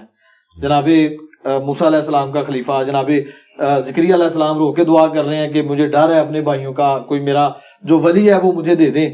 تو اس کے بارے میں آپ کا کیا موقع؟ اس کا میں جواب دوں گا تو پلانٹ ارتھ سے باہر جائے گا چھکا مارے. مجھے بتائیں رسول اللہ سے پہلے خاتم النبیین آیا کون ہے؟ جب نبوت ختم سب کچھ ختم, کون سا خلیفہ؟ کسی کی اہلیت ہے کہ وہ رسول اللہ کی پوسٹ کو سنبھالے ختم نبوت کے بعد؟ ختم نبوت کا مطلب کیا ہے؟ اب اللہ نے زمین پہ کسی سے بات نہیں کرنی, تو کس کی جرات ہے کہ نبی کی سیٹ پہ بیٹھے آ کے, اور وہ غیر نبی ہو؟ نبی کی سیٹ صرف نبی سنبھال سکتا ہے, اور سب سے بڑا نبی خاتم النبیین, اس کی سیٹ غیر نبی کیسے سنبھال سکتا تھا؟ یہ مثالیں جب دیتے آپ اس سمجھے. داؤد کا خلیفہ سلیمان ہو سکتا تھا نا, داؤد علیہ السلام خاتم النبیین نہیں ہے, اور ان کا بیٹا پیغمبر ہے, ختم نبوت نہیں ہوئی, تو پیغمبر کا خلیفہ پیغمبر. آپ پہلے مجھے یہ مثال دیں کہ انسانی تاریخ میں نبی نے غیر نبی کو کبھی خلیفہ کیا ہو, اس کی تو مثال ہی کوئی نہیں موجود. تو اب آپ کیوں ڈیمانڈ کر رہے ہیں کہ ابو بکر اور علی خلیفہ ہوں؟ کہ نبی نے اپنے خون سے خلیفہ چنا نا. نہیں, وہ بات آئے گی, میں پہلے آپ کو مثال ختم کر رہا ہوں. یہ مثالیں انبیاء کی دیتے ہیں. نبیوں کے بعد نبوت کا سلسلہ جاری تھا تو نبی کا خلیفہ نبی ہوتا تھا. پہلے کوئی تاریخ انسانی میں یہ ثابت کرے کہ نبی نے غیر نبی کو کبھی خلیفہ بنایا ہو. کیا علی نبی ہیں؟ تو بس شاکی کوئی نہیں. تو پھر آپ ان کو کس نے خلیفہ تو رسول بنانا چاہتے ہیں؟ نبی علیہ السلام کا خلیفہ وہ ہوگا جو نبی ہو, کم از کم نبی ہو. اور میں اس سے اگلی بات کرتا ہوں, وہ کم از کم نبی ہو اور سیکنڈ ٹو پروفٹ ہو. یعنی حضرت ابراہیم اگر اس کے لیول کا کوئی بندہ ہوتا نا تو میں مانتا کہ وہ حضور کا خلیفہ ہوتا, لیکن ختم نبوت کے بعد کس طرح آپ کسی انسان کو, لہذا وہ مثال دینا, آپ اس مقدمے کو سمجھیں. یہ سب سے بڑا فراڈ ہے جو یہ لوگ کر رہے ہیں غالی شیعہ, کہ وہ مثالیں دیتے ہیں پرانی. یہ اس طریقے سے نہیں ہوتا, دودھ اور چونا برابر نہیں ہو جاتا. جب نبی کا خلیفہ کبھی غیر نبی ہوئے ہی نہیں ہے تو آپ کس طرح غیر نبی کو خلیفہ مان رہے ہیں, جبکہ ختم نبوت ہو چکی ہے. ختم نبوت کا مطلب یہ جو مولا علی نے کہا آسمان کا زمین سے رشتہ منقطع. ناج البلاغہ میں جو مولا علی نے رسول اللہ کی میت پہ خطبہ دیا ہے کہ یا رسول اللہ آپ کی موت باقی نبیوں والی نہیں ہے, اب آسمان کا زمین سے رشتہ منقطع ہو گیا. مولا علی خود مان رہے ہیں کہ ابھی کام ختم ہو چکا ہے. جب کام ختم ہو گیا تو خلافت کی ضرورت نہیں ہے. اچھا, اب خلیفہ پھر اگر نبی کا کوئی خلیفہ اس طرح کا روحانی ہونا چاہیے تو وہ خلیفہ پھر ایسا ہونا چاہیے جس سے ہم استفادہ کر سکیں, میں بھی استفادہ کر سکوں. تو لائیں کدھر ہے وہ خلیفہ؟ علم میں جناب امیر کا, جناب امیر ادھر سامنے موجود نہیں نا. علم میں جناب امیر, میری بات سنیں, جنگ میں آپ جتنے بھی سرکار یہ ساری باتیں آپ کی درست تھیں نبی علیہ السلام کی وفات کے وقت. میں آج پوچھ رہا ہوں کہ میں نے نبی علیہ السلام کے خلیفہ سے ملنا ہے, کدھر ہے وہ؟ اگر آپ کہتے ہیں وہ قبر میں ہے تو میں کہوں گا وہ اگر قبر میں ہے تو میں رسول اللہ کی قبر پہ کیوں نہ جاؤں, میں نے اس کی قبر پہ جا کے کیا کرنا ہے؟ تو جو بخاری میں حدیث ہے, نہیں وہ بعد میں آ گیا, پہلے آپ ڈاکٹرن کلیئر کرتے جائیں کہ مجھے تو اس خلیفہ کا فائدہ ہے کہ جو مجھے کہے کہ میں حضور کا ساتھی ہوں, یہ حضور سے میں نے سنا ہے, تو یہ لو علی یہ نوٹس بنا لو. مجھے اس طرح بھی بتانے والے 1300 سال پہلے قبروں میں جا چکے, اس کا مطلب ہے نبی کا کوئی خلیفہ نہیں ہے. لیکن میں آپ کو بتا دوں نبی کا خلیفہ آج ہی موجود ہے, قرآن. یہ قیامت تک نہیں ختم ہوگا. تو نبی علیہ السلام کا خلیفہ ہے قرآن. جو حضرت ابو بکر عمر عثمان و علی ہیں, یہ خلیفۃ الرسول وہ والے خلیفہ نہیں ہیں جو انبیاء کے خلفاء ہوتے تھے. یہ خلیفۃ الرسول ہے صحابہ کے اجماع کے ساتھ آپ کے نظام حکومت کو بعد میں چلانے کے لیے. دین جو ہے وہ مکمل ہو چکا, اور اس میں یہ خلفاء بھی جو دینی فیصلہ کریں گے وہ قرآن و سنت میں پیش ہوگا, اور یہ قرآن میں لکھا ہوا ہے. جہاں سے آپ لوگ ایک ٹکڑا اٹھاتے ہیں وَأُولِي الْأَمْرِ مِنْكُمْ وَأُولِي الْأَمْرِ مِنْكُمْ, آگے بھی ٹرو نا, فَإِن تَنَازَعْتُمْ فِي شَيْءٍ فَرُدُّوهُ إِلَى اللَّهِ وَالرَّسُولِ. اولو الامر کہتے ہیں نا مولا علی کو, اولو الامر کہتے ہیں سنی ابو بکر کو. تو آگے کیوں آیا ہے کہ جب جھگڑا ہو جائے تو اللہ رسول سے فیصلہ کرواؤ؟ اس کا مطلب ہے کہ اولو الامر اس قابل نہیں ہے کہ وہ اللہ رسول کا سکسیسر ہو سکے, اس اعتبار سے کہ وہ 100% کریکٹ ہو. کہا کہ جب تمہارا امیر سے جھگڑا ہو تو تم نے قرآن اور سنت سے فیصلہ کروانا. اگر قرآن و سنت کا خلیفہ ابو بکر عمر عثمان و علی تھے تو فیصلہ پھر قرآن و سنت سے کروا رہے ہیں, اس کا مطلب ہے ان سے اختلاف بھی آپ کر سکتے ہیں. لوگوں نے کیا ہے, حضرت علی سے بھی اختلاف کیا ہے, حضرت ابو بکر سے بھی کیا ہے, عمر سے بھی کیا ہے. ختم نبوت وہ ٹائٹل ہے جس نے وہ ساری ایگزامپلز ختم کر دی جو پہلے تھیں کہ نبیوں کے خلیفہ نبی ہوتے تھے. بھئی نبی الاسلام کو تو اللہ نے ختم نبوت کے ساتھ یہی کہا ہے نا, ما کان محمد ابا احد من رجالکم, محمد تو مردوں میں سے کسی کے باپ نہیں ہے بلکہ وہ تو خاتم النبی. اس کا مطلب کیا ہے کہ کوئی بھی حضور کی اولاد میں سے مرد نہیں بنے گا کیونکہ وہ خاتم النبیین ہے. یہ بھی مطلب ہے اس کا. تو دوسری جگہ پہ قرآن یہ بھی تو فرماتا ہے نا کہ حسن حسین ان کے بیٹے ہیں. نہیں, قرآن نہیں فرماتا, حدیثوں میں. ہاں جی, ہاں جی, وہ بیٹے ہیں نا, لیکن وہ بیٹے اس سینس میں کہ غیر پیغمبر ہے نا, پیغمبر تو نہیں ہے نا, ختم نبوت ہو چکی ہے. اس فرق کو آپ سمجھیں. حسین علیہ السلام بے شک بیٹے ہیں, سب کچھ ہے, نبی نہیں ہے. ختم نبوت کا تقاضا یہ تھا. اچھا میں آپ سے پوچھتا ہوں, حسین علیہ السلام سے تو زیادہ حقدار نبی الاسلام کی اپنی اولاد ہے, ابراہیم بن محمد. تو ان کی تو ڈیتھ ہوگی نا. ڈیتھ کیوں ہوئی ہے؟ وہ قرآن میں ہے نا, ما کان محمد ابا احد من رجالکم ولکن رسول اللہ و خاتم النبیین. ختم نبوت کا تقاضا یہ تھا. اچھا میں تو یہ سمجھتا ہوں کہ اگر حضرت امیر حمزہ زندہ ہوتے تو پہلا خلیفہ انہوں نے بننا تھا, کیونکہ نبی الاسلام کی مبارک زندگی میں یہ جو آج مثالیں دی جا رہی ہیں نا کہ حضور کے مسلح پہ ابو بکر کھڑے ہو گئے, پھر لوگوں نے پتا کیا کہنا تھا, یار دیکھو بدر میں آرمی چیف نبی الاسلام نے اپنی جگہ ان کو آگے بھیجا ہے آرمی چیف بنا کے. مولا علی آگے ضرور گئے لیکن آرمی چیف کے طور پہ نہیں, آرمی چیف کے طور پر امیر حمزہ, بدر میں بھی احد کے اندر بھی. تو لوگوں نے سیدھا سیدھا کہنا تھا کہ نبی الاسلام کے سکسیسر امیر حمزہ ہے, خاندان قریش میں سے بھی ہیں, بنو ہاشم میں سے ہیں, ان کو چنا جائے, یہ ہو جانا تھا. لیکن ظاہر ہے کہ اللہ تعالیٰ کو کچھ اور منظور تھا. میرا لگا یہ چیپٹر کلوز ہے, اس پہ ہم جتنی بھی پانی میں مدانی ماریں گے نا اینڈ دل وہی نہیں. امت کے 12 امام. ہاں 12 خلیفہ نہیں, امام نہیں ہے, امام نہیں, چلے خلیفہ ہیں اس میں الفاظ. ہاں جی جی. نبی الاسلام نے فرمایا کہ یہ حدیث اگر آپ پوری پڑھیں تو آپ کو کلیئر ہو جائے گا. آپ نے فرمایا کہ بنو اسرائیل کے جو سیاست تھی وہ ان کے انبیاء دیکھا کرتے تھے, اور ایک نبی فوت ہونے سے پہلے دوسرے کو اپنا سیاسی خلیفہ بھی بنا کے جاتا تھا, اور وہ سارا نبی کو. میری امت میں یہ نہیں ہوگا. اس میں اب وہ والی بات میری سپورٹ ہوگی کہ نبی الاسلام کا سکسیسر کوئی نہیں ہوگا. آپ نے فرمایا کہ میری امت میں ایسا نہیں ہوگا, کوئی ختم نبوت ہو چکی ہے. البتہ خلیفہ ہوں گے اور بہت زیادہ ہوں گے, وہ چلتے رہے. اب یہاں پہ خلیفہ ان معنوں میں نہیں کہ آپ خلیفہ راشد کے معنوں میں, خلیفہ سے مراد ہے حاکم وقت, آپ اسے ملک کہہ لیں, بادشاہ کہہ لیں, ان معنوں میں اس وقت. یہ اپنی یعنی اس اصطلاح کے معنوں میں نہیں, لغت کے معنوں میں ہو رہا ہے. وہ جو آپ خلفۂ راشدین 30 سال ہے نا, وہ اپنی اصطلاح میں جو اصل خلیفہ ہونا چاہیے آئیڈیلی وہ 30 سال کی خلافت ہے. اس کے بعد جو خلافت ہے وہ ملوکیت ہے. آپ اسے خلیفہ, تو میں نے کہا تھا آپ عمران خان نواز شریف کو بھی اگر آپ خلیفہ کہہ لیں پرائم منسٹر کے معنوں میں, تو ہاں وہ 12. نبی علیہ السلام فرمایا کہ 12 خلفات, وہ حدیث جو اس کے ساتھ آپ اس کو جوڑیں. نبی علیہ السلام فرمایا کہ 12 خلفاء تک اسلام کا جو یہ والا ایک سسٹم ہے یہ غالب رہے گا, اور وہ 12 کے 12 قریش میں ہوں گے. ان 12 کو نبی علیہ السلام نے خلیفہ راشد نہیں کہا, وہاں 12 خلفاء کا ذکر ہے. ٹھیک. تو اگر آپ اس کی کیلکولیشن کریں تو اس وقت تک اسلام کا جو ایک ایکسپینشن والا معاملہ تھا وہ بڑا تیزی سے ہوا. جس طرح آپ 3 یا 4 پیڈل مارے نا تو تھوڑی دور تک سائیکل چلتی ہے نا, جو 30 سال کی محنت تھی نا وہ 130 سال تک نکال گئی. یعنی ان کے ادوار کے اندر وہ معاملہ چلتا رہے گا. اگرچہ ہمارا پولیٹیکل سسٹم کولیپس کیا, پھر بھی مسلمانوں کے جو فتوحات کا سلسلہ ہے وہ جاری رہا. اللہ تعالیٰ نے وہ ظاہر اپنے دین کو ایکسپینڈ تو کرنا تھا نا.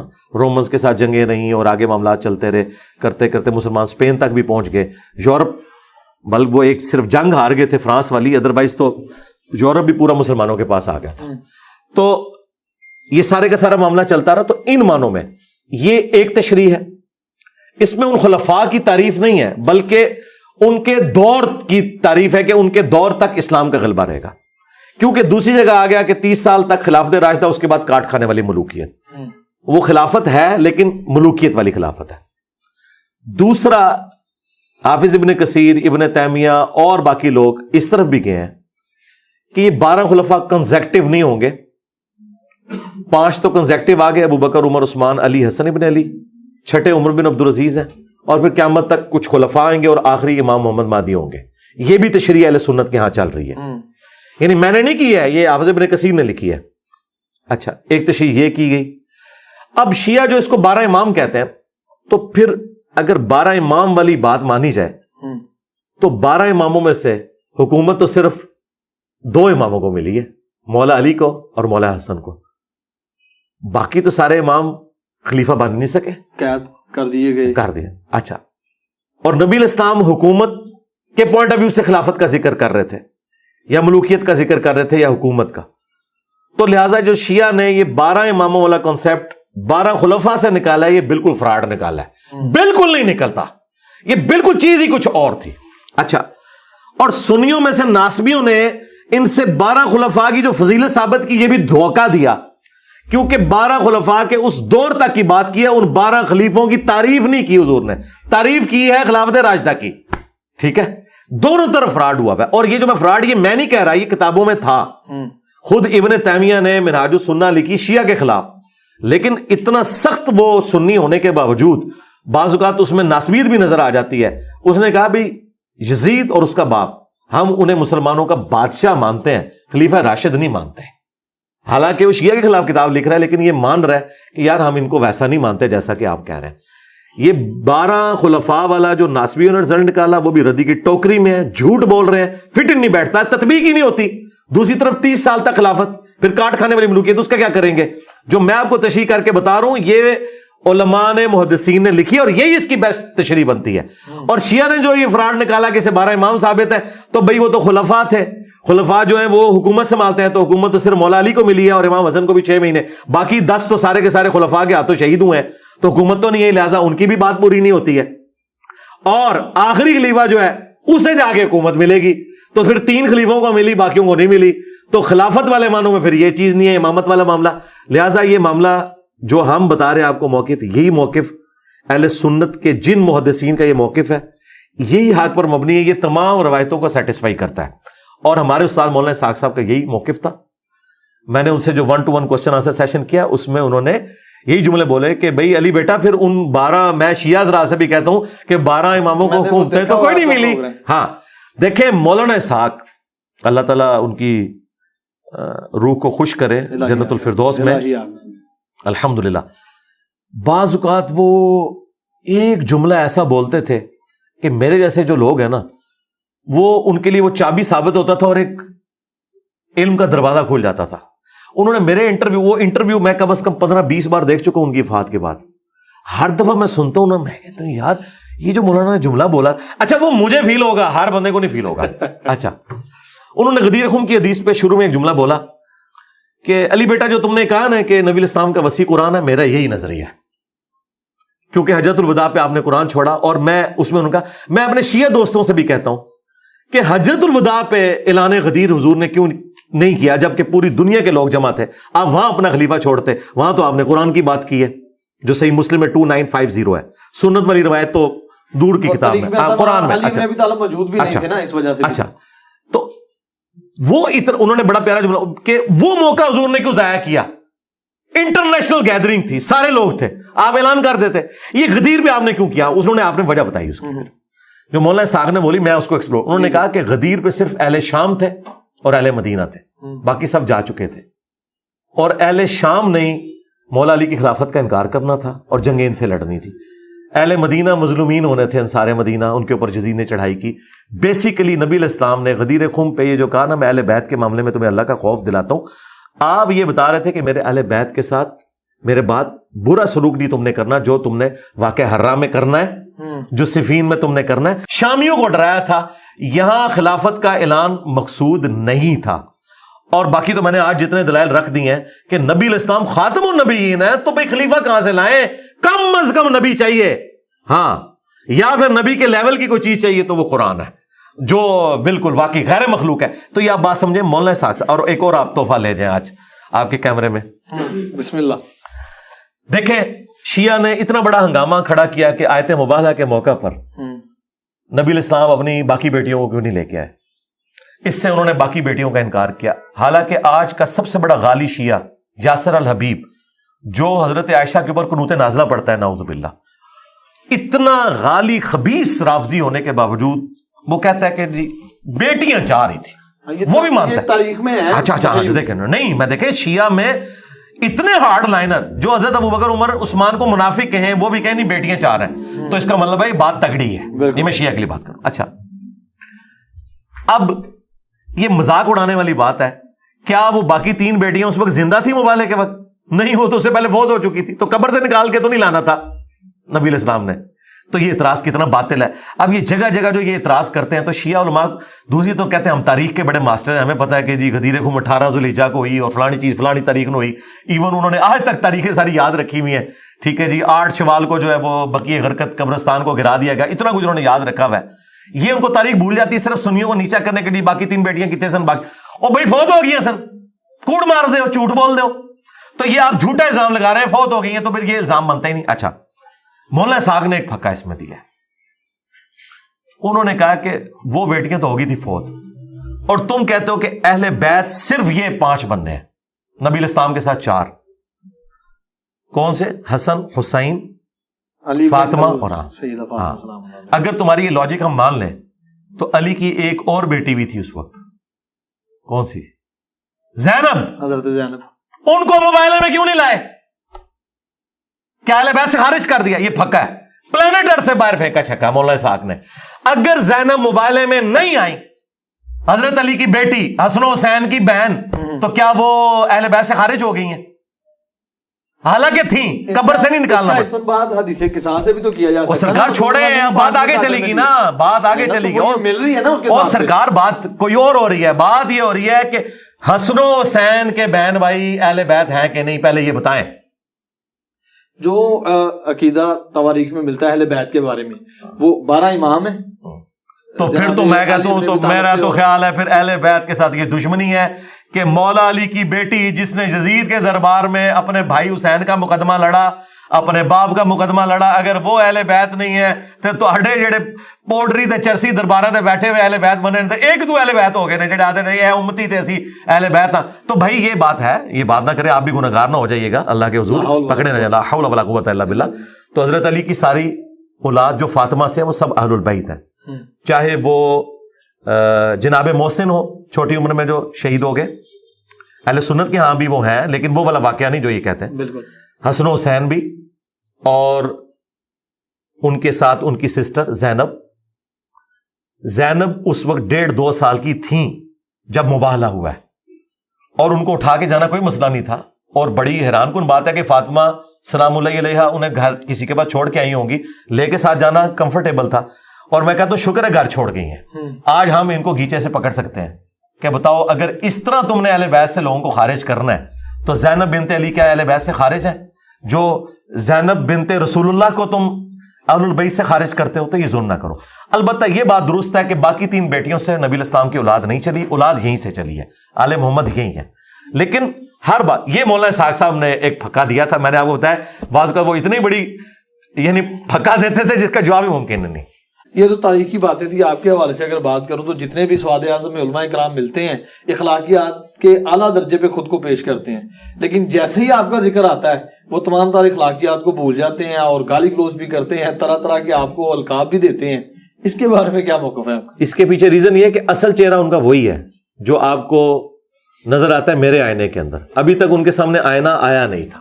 ہاں دیکھیں, جب پیر فقیر سب لوگ ان کے ہاتھ پاؤں چومے جا کے ان کے آگے نذرانے پیش کریں اور ایک بندہ آگے سسٹم ہی فراڈ ہے تو ان کی روٹی روزی کے اوپر لات پڑے گی تو تبھی ان کی اصلیت سامنے آئے گی نا. ان کے اوپر جب یہ وقت آیا یہ ٹیسٹ میں فیل ہو گئے. میں ان کا یہ آئینہ ہوں کہ جو بات کرتے تھے جی صوفیاء نے تو جی ہندوؤں کے لیے بھی چادریں بچائی ہیں, میں ہندوؤں تو بھی گیا گزرا.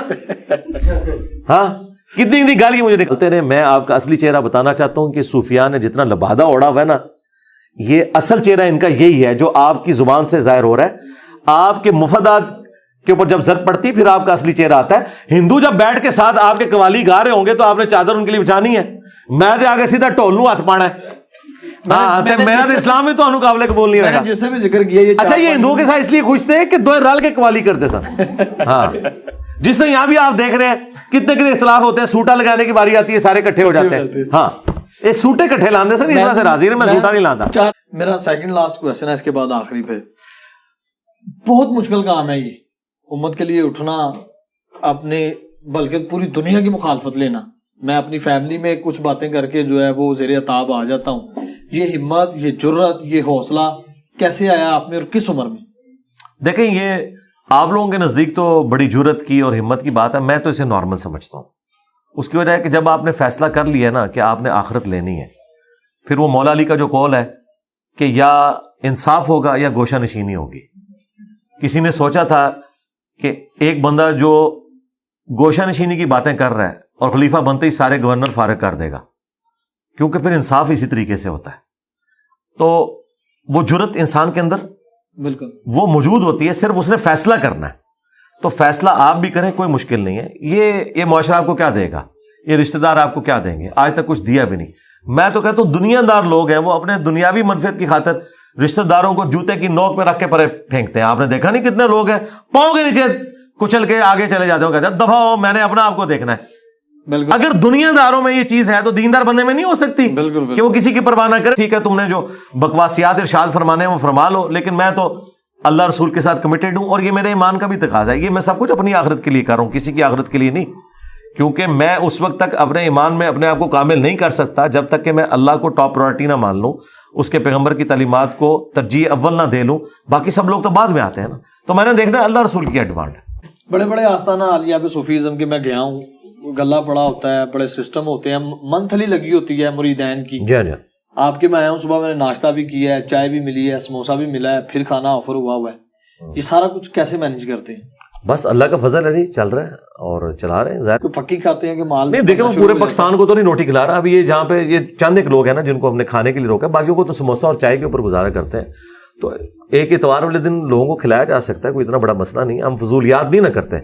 یعنی میں شاید سال میں 1 یا 2 دفعہ یہ فاسٹ فوڈ کھاؤں، وہ بھی مطلب یہ چکن پیس، وہ بھی میں یہ نہیں کہ 4-5 کھا لے، ایک کو چکھ لیا، وہ بھی ساتھ میں مونگی مسور کی دال بنا کے، تو بس ایک ٹیسٹ کے طور پہ. بس کبھی ہم نے اس طرح کی فضول خرچی نہیں کی کہ مارکیٹ سے اپنے. میں نے یہ جو بوتلیں آپ پیتے ہیں، یہ جس کو آپ کولڈ ڈرنک کہتے ہیں، میں نہیں پیتا ہوں. بیکری کا کبھی میں نے کوئی آئٹم نہیں کھایا. تو میں اپنی فضولیات کی بجائے ان کاموں میں اپنے پیسے لگاتا ہوں. کیا لاسٹ پہ کیا میسج دینا چاہیں گے پاکستان کو؟ ریلیجن کے پوائنٹ آف ویو سے تو میں وہی میسج جو سب کو دیتا ہوں کہ آپ لوگ خود قرآن کو، سنت کو اسٹڈی کریں، احادیث کو اسٹڈی کریں، اور دیکھیں کہ آپ کے ساتھ کوئی دھوکہ تو نہیں کیا آپ کے علماء نے. اور تمام مکاتب فکر کے علماء کی بات کو سنیں اور ان کو کاؤنٹر ویریفائی کریں. جس کی بات ٹھیک لگے وہ آپ ایکسیپٹ کریں، پھر اس سچائی کے ساتھ جڑ جائیں. پھر یہ پرواہ نہ کریں کہ آپ کے رشتہ دار کیا کہیں گے، آپ کے دوست کیا کہیں گے، دنیا کیا کہے گی. بس سچائی کے ساتھ کھڑے ہو جائیں. مسلمان وہ ہے جو سچائی کے لیے کھڑا ہو. اولو العلم قائما بالقسط. بہادر خان اپنی ہم ٹیم کے ساتھ یہاں تشریف لائیں انجینئر محمد علی مرزا صاحب کی اکیڈمی میں. انجینئر محمد علی مرزا صاحب پہ 4 مرتبہ اٹیک ہو چکا ہے. آج ہم یہاں پر ان سے سوالات بھی کریں گے اور ساتھ یہ دیکھنے کی کوشش کریں گے کہ ان کے سیکیورٹی کے پروٹوکول انتظامات کیا ہیں، کیا انف ہیں کہ ان کو اس زندگی کو بچایا جا سکتا ہے، اور ساتھ میں یہاں پر انتظامات کیا ہوتے ہیں. ہمارے ساتھ آئیے.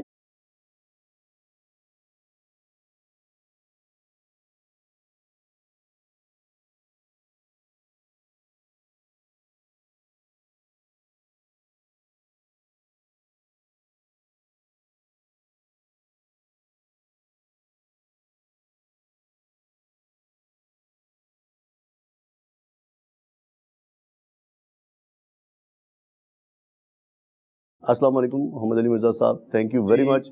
وعلیکم السلام ورحمۃ اللہ وبرکاتہ. ولا حول ولا قوۃ الا باللہ. اللہم صلی علی محمد وعلی آل محمد. سورہ النحل کی آیت سے شروع کرتے ہیں کہ اپنے رب کے راستے کی طرف دعوت دو حکمت اور عمدہ نصیحت کے ساتھ، اور لوگوں سے مباحثہ کرو ایسے طریقے پر جو بہترین ہو.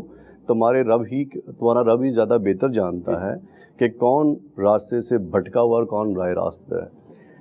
میں چاہتا ہوں کہ اس آیت کی تشریح پہلے آپ کیجئے کہ کیا آپ کا جو انداز تکلم ہے، کیونکہ جب میں نے آپ کے بارے میں ریسرچ کی تو پتہ چلا کہ لوگ محمد علی مرزا کی گفتگو سے اتنے زیادہ مخالف نہیں ہیں، انداز تکلم سے زیادہ لوگ خائف ہیں.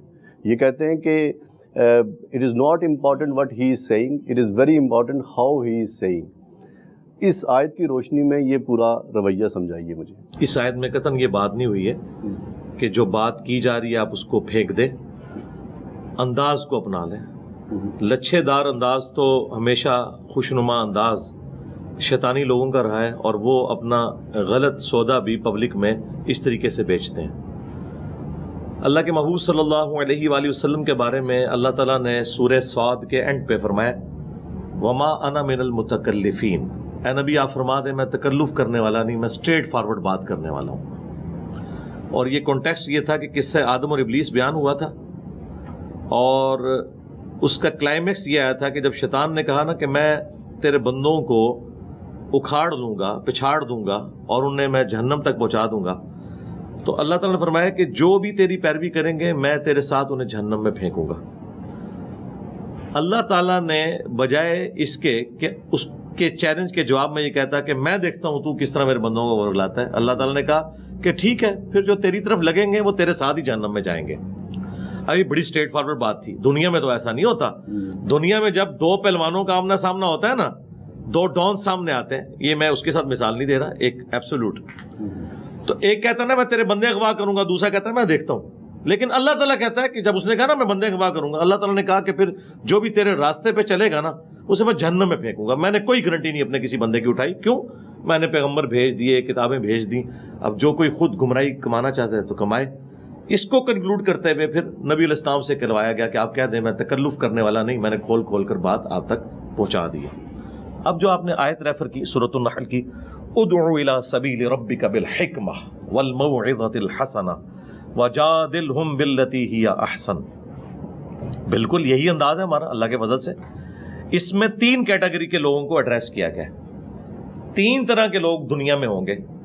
उदउ इला सबील रब्बिका बिल हिकमा, बाद ऐसे लोग होंगे जिनको आपने हिकमत के साथ दलाइल देकर इंटेलेक्चुअली कायल करके बात समझानी है। जिस तरह आज के इस मॉडर्न दौर में एथियस्ट हैं, लिबरल्स हैं, साइंस के स्टूडेंट्स हैं, तो मुझे बताएं इस प्लेनेट अर्थ पे उर्दू बोलने वालों में मेरे सिवा कौन सा बंदा है जो तमाम साइंटिफिक फैक्ट्स को लेकर और तमाम चीज़ें पब्लिकली क्लियर कर रहा हो। अल्लाह के फजल से मेरी दर्जनों में वीडियोस हैं कि मैं पूरी हिकमत के साथ इस दावत को लेकर चल रहा हूं। दूसरी चीज उसमें आई वाज़े हसना के साथ, यानी अच्छे तरीके से आपने वाज करना है। जहां वाज की बारी आती है, अल्हम्दुलिल्लाह आप मेरे फिक्र आखिरत से मुताल्लिक वीडियोस देखें तो उसमें तो आपको एक बिल्कुल डिफरेंट मेरा कलर नजर आएगा। उसकी वजह यह है कि वो टॉपिक ही बिल्कुल डिफरेंट है। जिस तरह नबी अलैहिस्सलाम जब जुम्मे के मेंबर पे आपको नजर आएंगे तो तलवार उठाए हुए नजर नहीं आएंगे, आपको ऑकवर्ड लगेंगे। लेकिन अगर कोई शख्स नबी अलैहिस्सलाम का तारुफ ही ये करवाए कि एक बंदा है जिसने ज़िरा पहनी हुई है, तलवार उठाई हुई है, तो लोग तो कहेंगे जंगजू। आपका एक दावत वाला पहलू ओवरलुक हो जाएगा अगर आपके शॉर्ट क्लिप यही वाले काटे जाए, जिस तरह उस जमाने में लोग काटते थे, आज तक लोग कर रहे हैं। और अगर आपका सिर्फ वो वाला पहलू पेश किया जाए कि आपने पगड़ी बांधी हुई है और आप मेंबर के ऊपर है, तो फिर आपका सिर्फ एक वाइज वाला होगा, तो फिर दूसरे लोगों को मौका मिलेगा कि अच्छा ये सिर्फ वाजो नसीहत ही करता है, मैदान जंग का सवार ये नहीं है। तो ऐसा नहीं है। मेरे साथ ये करते हैं कि एक तरफ के क्लिप पेश करते हैं। अल्लाह के फजल से मेरे हर टॉपिक्स के ऊपर वीडियोस हैं, तो जो वाजो नसीहत वाला हिस्सा है वो भी आप हमारी वीडियोस में देखें, जो फिक्र आखिरत से मुताल्लिक है वो आपको नजर आएंगी।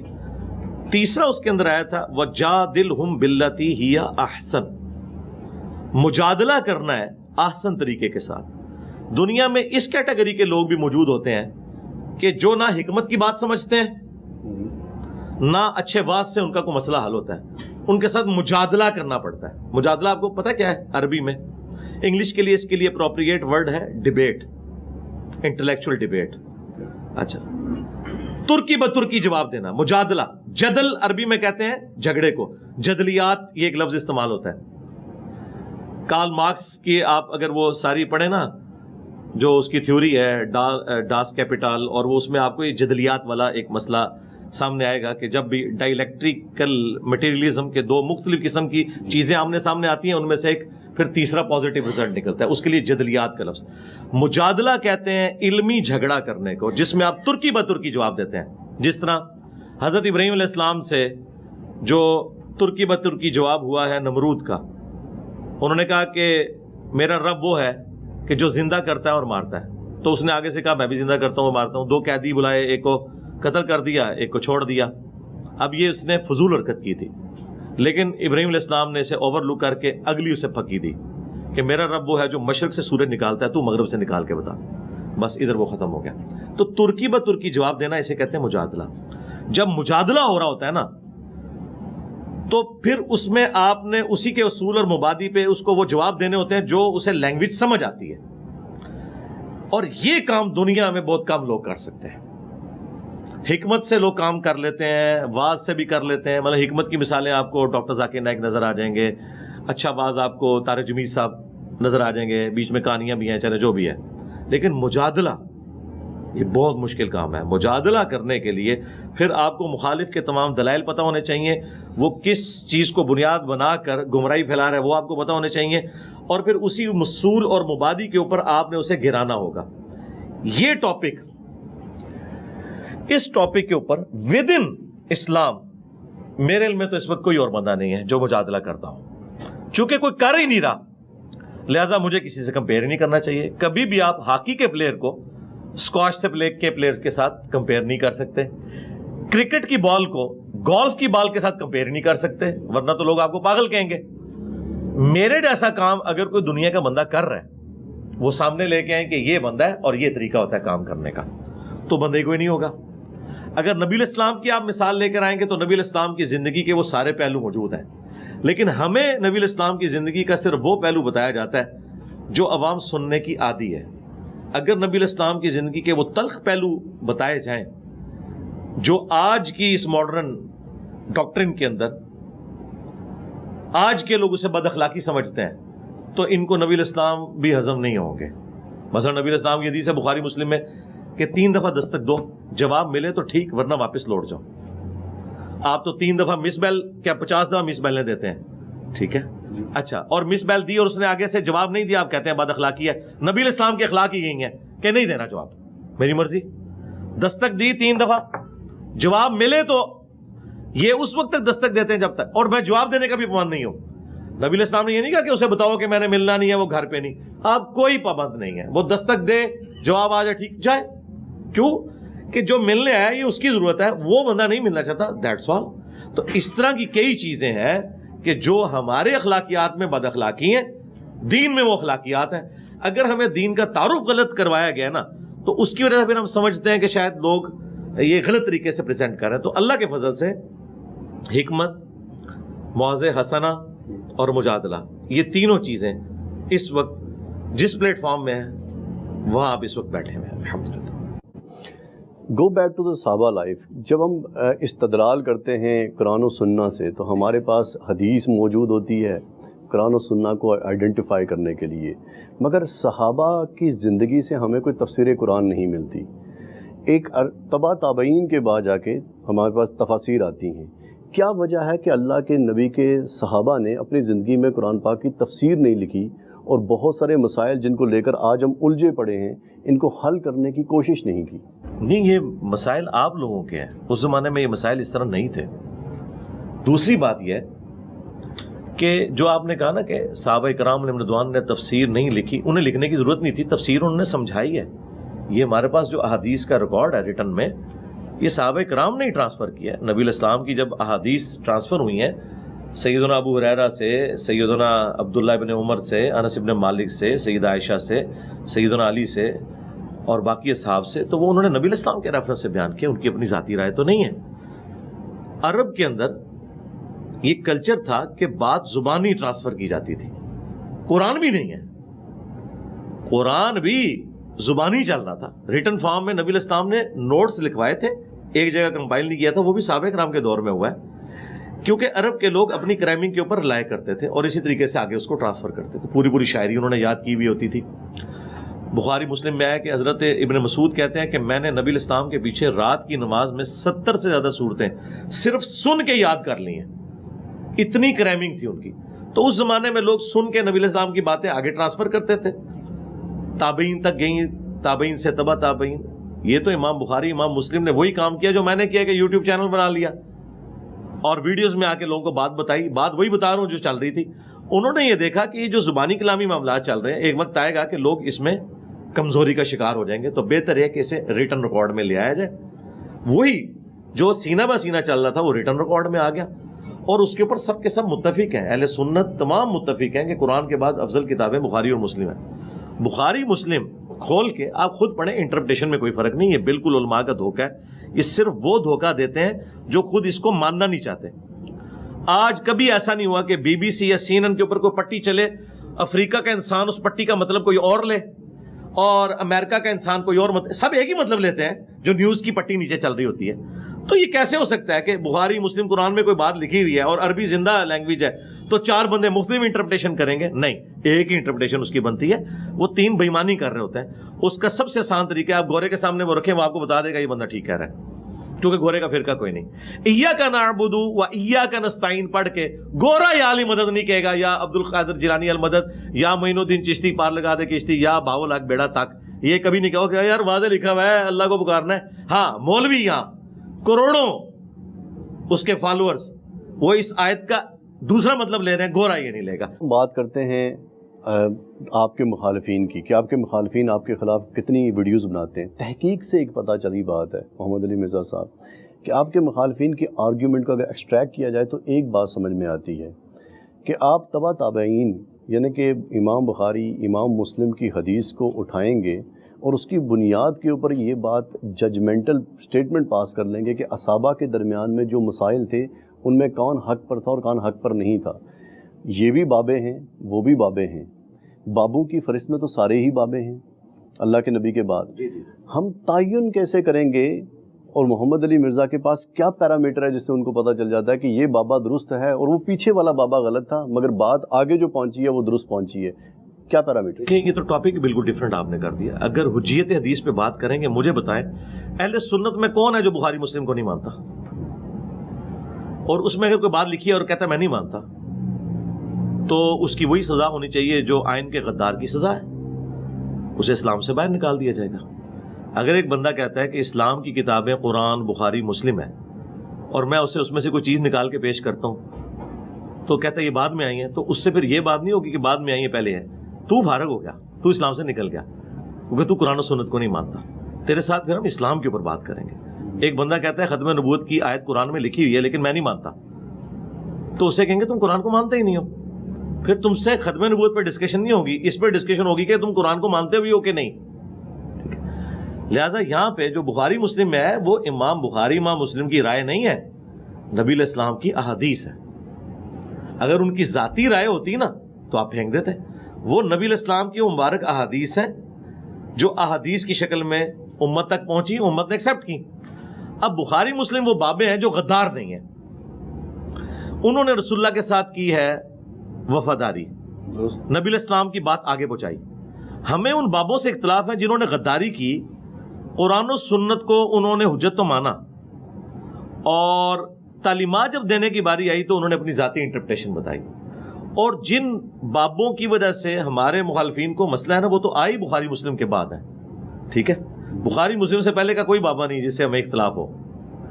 بعد والوں نے بخاری مسلم کو حجت بھی مانا اور پبلک سے چھپایا.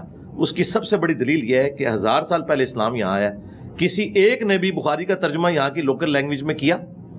ان لوگوں نے آپ کو اگنورنٹ رکھا کتابوں سے. قرآن کا ترجمہ نہیں کیا انہوں نے 1000 سال تک. کہتے ہیں نا صوفیان اسلام کی خدمت کی ہے. مجھے کسی ایک صوفی کا ترجمہ بتائیں 1000 سال میں کہ اس نے ترجمہ کیا ہو ادھر کی نیٹو لینگویج کے اندر. دین وہ فارسی میں سکھا رہے تھے، دین وہ اردو میں سکھا رہے تھے، لیکن بخاری مسلم قرآن کا ترجمہ نہیں کرتے تھے. یہ اب آ کے انہوں نے ترجمے کیے ہیں نا. قرآن کا بمشکل 200-250 سال پہلے ترجمہ ہوا ہے، بخاری کا ترجمہ تو 100 سال پہلے ہوا ہے. اسی لیے یہ 2 نمبری ان کی چلتی رہی. جیسے ہی ترجمے ہوئے ہیں، اچھا لوگوں کو اعتماد تھا کہ یہ عربی میں پڑھتے ہیں. اکثر آپ لوگوں سے پوچھیں وہ کہتے ہیں ہماری بات بخاری میں ہی لکھی ہوئی ہے. بخاری کھولتے ہیں تو نماز تو رفع الیدین سے نکلتی ہے. اور جو بخاری کو مان رہے ہوتے ہیں انہیں پتہ ہی نہیں ہوتا کہ اس میں تو نماز والا وہ طریقہ نہیں لکھا ہوا جو جس پہ ہم چل رہے ہیں، ہم تو کسی اور طریقے پہ چل رہے ہیں. تو یہ غداری کی انہوں نے کتابوں کے ساتھ. نبی علیہ السلام نے مستقبل میں آنے والی ہر چیز امت کو بتا دی. نبی علیہ السلام نے قیامت کی نشانیاں بتائیں، دجال کے متعلق بتایا، نزول عیسیٰ علیہ السلام کے بارے میں بتایا، یہ ساری چیزیں بتائیں. اسی طریقے سے نبی علیہ السلام نے اپنی وفات کے فوراً بعد ہونے والے سارے واقعات جو آپ علیہ السلام کو اللہ کا نبی ہونا جسٹیفائی کرتے ہیں وہ بتا دیے کہ میری وفات کے 10 سال بعد یہ ہوگا، 30 سال بعد یہ ہوگا، 50 سال بعد یہ ہوگا. یہ وہ واحد چیز ہے جو آپ کو اور چنگیز خان کو علیحدہ کرتی ہے. چنگیز خان نے بھی دنیا فتح کی، ہمارے نبی اور ان کے چاہنے والوں نے بھی دنیا فتح کی، لیکن دونوں میں ایک فرق ہے. ہمارے نبی نے پہلے بتا دیا یہ ہوگا، اس طریقے سے ڈاؤن فال ہو جائے گا. دنیا کا کوئی جنگجو یہ نہیں بتا سکا اس طریقے سے ڈاؤن فال ہوگا. ٹھیک ہے, یہ چیز ہے جو فرق کرتی ہے. اس ٹاپک کو حدیث کی ٹرمنالوجی میں کہا جاتا ہے دلائل النبوہ. نبوت کی دلیل کیا ہے؟ دلائل النبوہ وہ حدیثیں ہیں جن میں نبی علیہ السلام کی مستقبل کی پروفیسیز ہیں, اور وہی پروفیسیز ہیں کہ میرے صحابہ میں جنگیں ہوں گی, یہ بندہ حق پہ ہوگا. کل تک یہ احادیث ہم کافروں کو پیش کرتے تھے کہ دیکھو ہمارے نبی کو پہلے ہی پتہ چل گیا کہ عمار بن یاسر کو ایک باغی جماعت قتل کرے گی, بخاری 2812, اور عمار بن یاسر 30 سال بعد شہید ہوئے, ہمارے نبی کی خبر صحیح نکلی. اچھا 50 سال کے بعد اپنے بیٹے حسین کی شہادت کی خبر دی, دیکھو مسند احمد میں پہلے ہی موجود تھی. تو یہ چیزیں ہم فخریہ بتایا کرتے تھے کہ ہمارے نبی نے پہلے ہی بتا دیا. آج جب یہ چیزیں ہم نے پبلکلی ایک آپٹیمل سولوشن کے طور پر پیش کی اور سنی شیعہ جو دراڑ ہے اسے فل کیا, تو انہیں آکورڈ لگتا ہے, ورنہ مجھ سے پہلے سنی شیعہ دراڑ فل ہی نہیں کبھی ہو سکی. یہ ایک دوسرے کو ایکسیپٹ کرنے کے لیے تیار نہیں تھے. اب دونوں نے ایک دوسرے کو ایکسیپٹنس دی ہے کہ بھئی سنیوں کی بھی ساری باتیں غلط نہیں ہیں اور شیعہ کی بھی ساری باتیں غلط نہیں ہیں. مگر اس میں ایک بات ہے, منطقی طور پہ جو بات کو میں سمجھنے کی کوشش کرتا ہوں ایک طالب علم کی حیثیت سے, اصحاب جتنے بھی ہیں وہ باتیں کر رہے ہیں, ان کی باتیں لکھی جا رہی ہیں, حدیث بھی انہی کے ذریعے ہم تک پہنچ رہی ہے, قرآن بھی انہی کے ذریعے ہم تک پہنچ رہا ہے. اچھا, اس میں ہم سازشوں کا بھی ادراک کر لیتے ہیں اور آئیڈینٹیفائی کر لیتے ہیں کہ وہاں پر کچھ نہ کچھ مسائل ضرور تھے, پھر وہاں سے ایک علم آگے جب ٹرانسفر ہو جاتا ہے. نہیں, آپ ٹاپک ڈیفرنٹ ڈسکس کر رہے ہیں, یہ ٹاپک ہی نہیں ہے. نہیں, میں اس میں ایک بات جو آپ سے پوچھنا چاہ رہا ہوں بس اتنی سی بات. یہ ٹاپک لادہ پوری ڈاکٹرین ہے. جب میں نے کہہ دیا کہ ایک بندہ حدیث کو حجت نہیں مانتا تو فارغ ہے, نکلے ادھر سے, ہندو ہو جائے, مسلمان ہوگا تو حدیث حجت ہے. پھر وہ یہ نہیں ڈسکس کرے گا یہ حدیث کیوں آئی, کس نے داخل کی, یا قرآن میں یہ واقعہ کیوں آیا کہ 2 کوے لڑے اور ایک نے دوسرے کی قبر کھودی. لاجیکلی ایسا نہیں ہوتا, میں قرآن کو نہیں مانتا. پھر ہم اس سے کووں والا واقعہ نہیں ڈسکس کریں گے, ہم اسے کہیں گے کافر, تو نکل ادھر سے, دفع ہو. تو نے مسلمان ہونا ہے تو قرآن کو ماننا ہوگا, تو نے سنی ہونا ہے تو بخاری مسلم کو ماننا ہوگا, یہ تو دفع ہو جائے. تو کہ میں سنی بھی ہوں اور میں قرآن بخاری مسلم کو نہیں مانتا, پھر تو سنی نہیں ہے, پھر ٹاپک ڈیفرنٹ ہو جائے گا. مگر مرزا صاحب, کیا ہم حدیث کے اوپر اگر کسی صحابی کے بارے میں کوئی فیصلہ دینا ہے ہم نے, تو کیا اس کے اوپر بحث نہیں ہو سکتی؟ میرے بھائی بحث اس میں نہیں ہوگی, بحث اس کے اوپر ہوگی. چلے میں آپ کو پھکا دے دیتا ہوں. قرآن میں لکھا ہے کہ نبی کے ساتھیوں کی 3 کیٹیگریز ہیں. جی. ایک سابقون الاولون من المہاجرین والانصار ہے, سورہ توبہ آیت نمبر 100, 101 اور 2 پڑھ لیں کہ صحابہ کی 3 کیٹیگریز ہیں. نمبر 1 سابقون الاولون من المہاجرین والانصار. پھر فرمایا مدینہ اور اہل مدینہ میں بہت سے منافق ہیں جن کو نبی تم بھی نہیں جانتے. نمبر 3 کچھ ایسے لوگ ہیں جو ملے جلے اعمال کرتے ہیں. نبی علیہ السلام کے ساتھیوں کی 3 کیٹیگریز قرآن میں آئی ہیں, پکے مومن, پکے منافق, جن کو نبی تم بھی نہیں جانتے لہذا ہم بھی نہیں جانتے. نمبر 3 ملے جلے اعمال کرنے والے, اچھے اعمال بھی کرتے ہیں برے اعمال بھی کرتے ہیں. کسی صحابی کا نام قرآن میں نہیں آیا, لہذا جن صحابہ کو آپ بڑا بنا کے پیش کر رہے ہیں ان کا تو تعارف ہی کوئی نہیں ہے. پھر اگر آپ کسی صحابی کا نام لے کے کہتے ہیں کہ جی اس کی بڑی عظمت ہے, تو کہاں لکھی ہوئی ہے؟ بخاری میں. بخاری کا تو نام نہ لو, زبان کھینچ لوں گا, بخاری کا نام نہیں لینا. قرآن میں بتاؤ کدھر نام لکھا ہوا ہے حضرت ابوبکر عمر عثمان علی کا؟ نہیں ہے, تو بھائی فارغ ہو جاؤ. پھر اگر آپ نے قرآن پہ رہنا ہے تو پھر کوئی شخصیات نہیں ہے, اور اگر شخصیات ہیں حدیثوں کی بنیاد پہ, پھر حدیثیں ہی بتائیں گی کون پہلے درجے کا مسلمان ہے, کون آخری درجے کا ہے, کون سے ملے جلے عمال کرنے والا ہے. تو قرآن میں تو صحابہ کی 3 کیٹیگریز آئی ہیں, اور رضی اللہ عنہم ورضوا عنہ جنہیں کہا گیا ہے وہ لوگ ہیں جو صلح حدیبیہ کے مسلمان ہیں. یہ اس موقع پہ آیت نازل ہوئی ہے. لہٰذا جب قرآن پہ آئیں گے نا تو پھر مقدمہ تو بالکل ہی فارغ ہو جائے گا آپ کا. جن شخصیات کا آپ دفاع کرنے کی بات کر رہے ہیں ان کا تو نام ہی قرآن میں موجود نہیں ہے, ان کی تو کوئی حقیقت ہی نہیں ہے جب تک احادیث نہ ہو. اچھا, حدیث پہ آخری سوال. حضرت حسن سے اور حضرت حسین سے روایت ہمیں حدیثیں نہیں ملتی, کیا سازشی طور پہ حدیثیں زیادہ شامل نہیں کی گئی, یا انہوں نے حدیثیں زیادہ کہی ہی نہیں تھی؟ نہیں زیادہ کہیں, حضرت علی نے بھی زیادہ حدیثیں نہیں کی. اس کی وجہ ہے کہ یہ لوگ سراپا سنت تھے, یہ سنت سکھاتے تھے نا. صحیح بخاری میں آتا ہے کہ مولا علی علیہ السلام ظہر کی نماز کے بعد ایک چبوترے پہ بیٹھ جاتے تھے مسجد کے اندر, کوفے کی جامع مسجد میں, اور لوگوں کو مسائل سکھاتے تھے. کئی بار وضو کا طریقہ سکھاتے تھے, اس طرح کے مسائل سکھایا کرتے تھے. اور یہ لوگ سراپا سنت تھے, ان کو دیکھ کر لوگ دین لرن کرتے تھے. ان سے یہ نہیں پوچھتے تھے کہ نبی علیہ السلام نے کیا کیا, ان کو دیکھ کے جج کرتے تھے کہ نبی علیہ السلام نے یہ کیا. اس لیے خلفائے راشدین سے بھی آپ کو صرف حسن و حسین یا حضرت علی کا مسئلہ نہیں ہے, حضرت ابوبکر سے تو حضرت علی سے بھی کام حدیث ہیں. یہ اکثر شیعہ اعتراض کرتے ہیں نا ہمارے اوپر تو بھئی حضرت ابوبکر سے کون سی زیادہ حدیث ہیں؟ وہ سراپا سنت تھے خلفائے راشدین. ان کی ایکٹیویٹیز یہ تھیں کہ انہوں نے سنت اپنے عمل سے سکھائی. اور ظاہر حکومتی لیول کے اوپر لوگ تھے.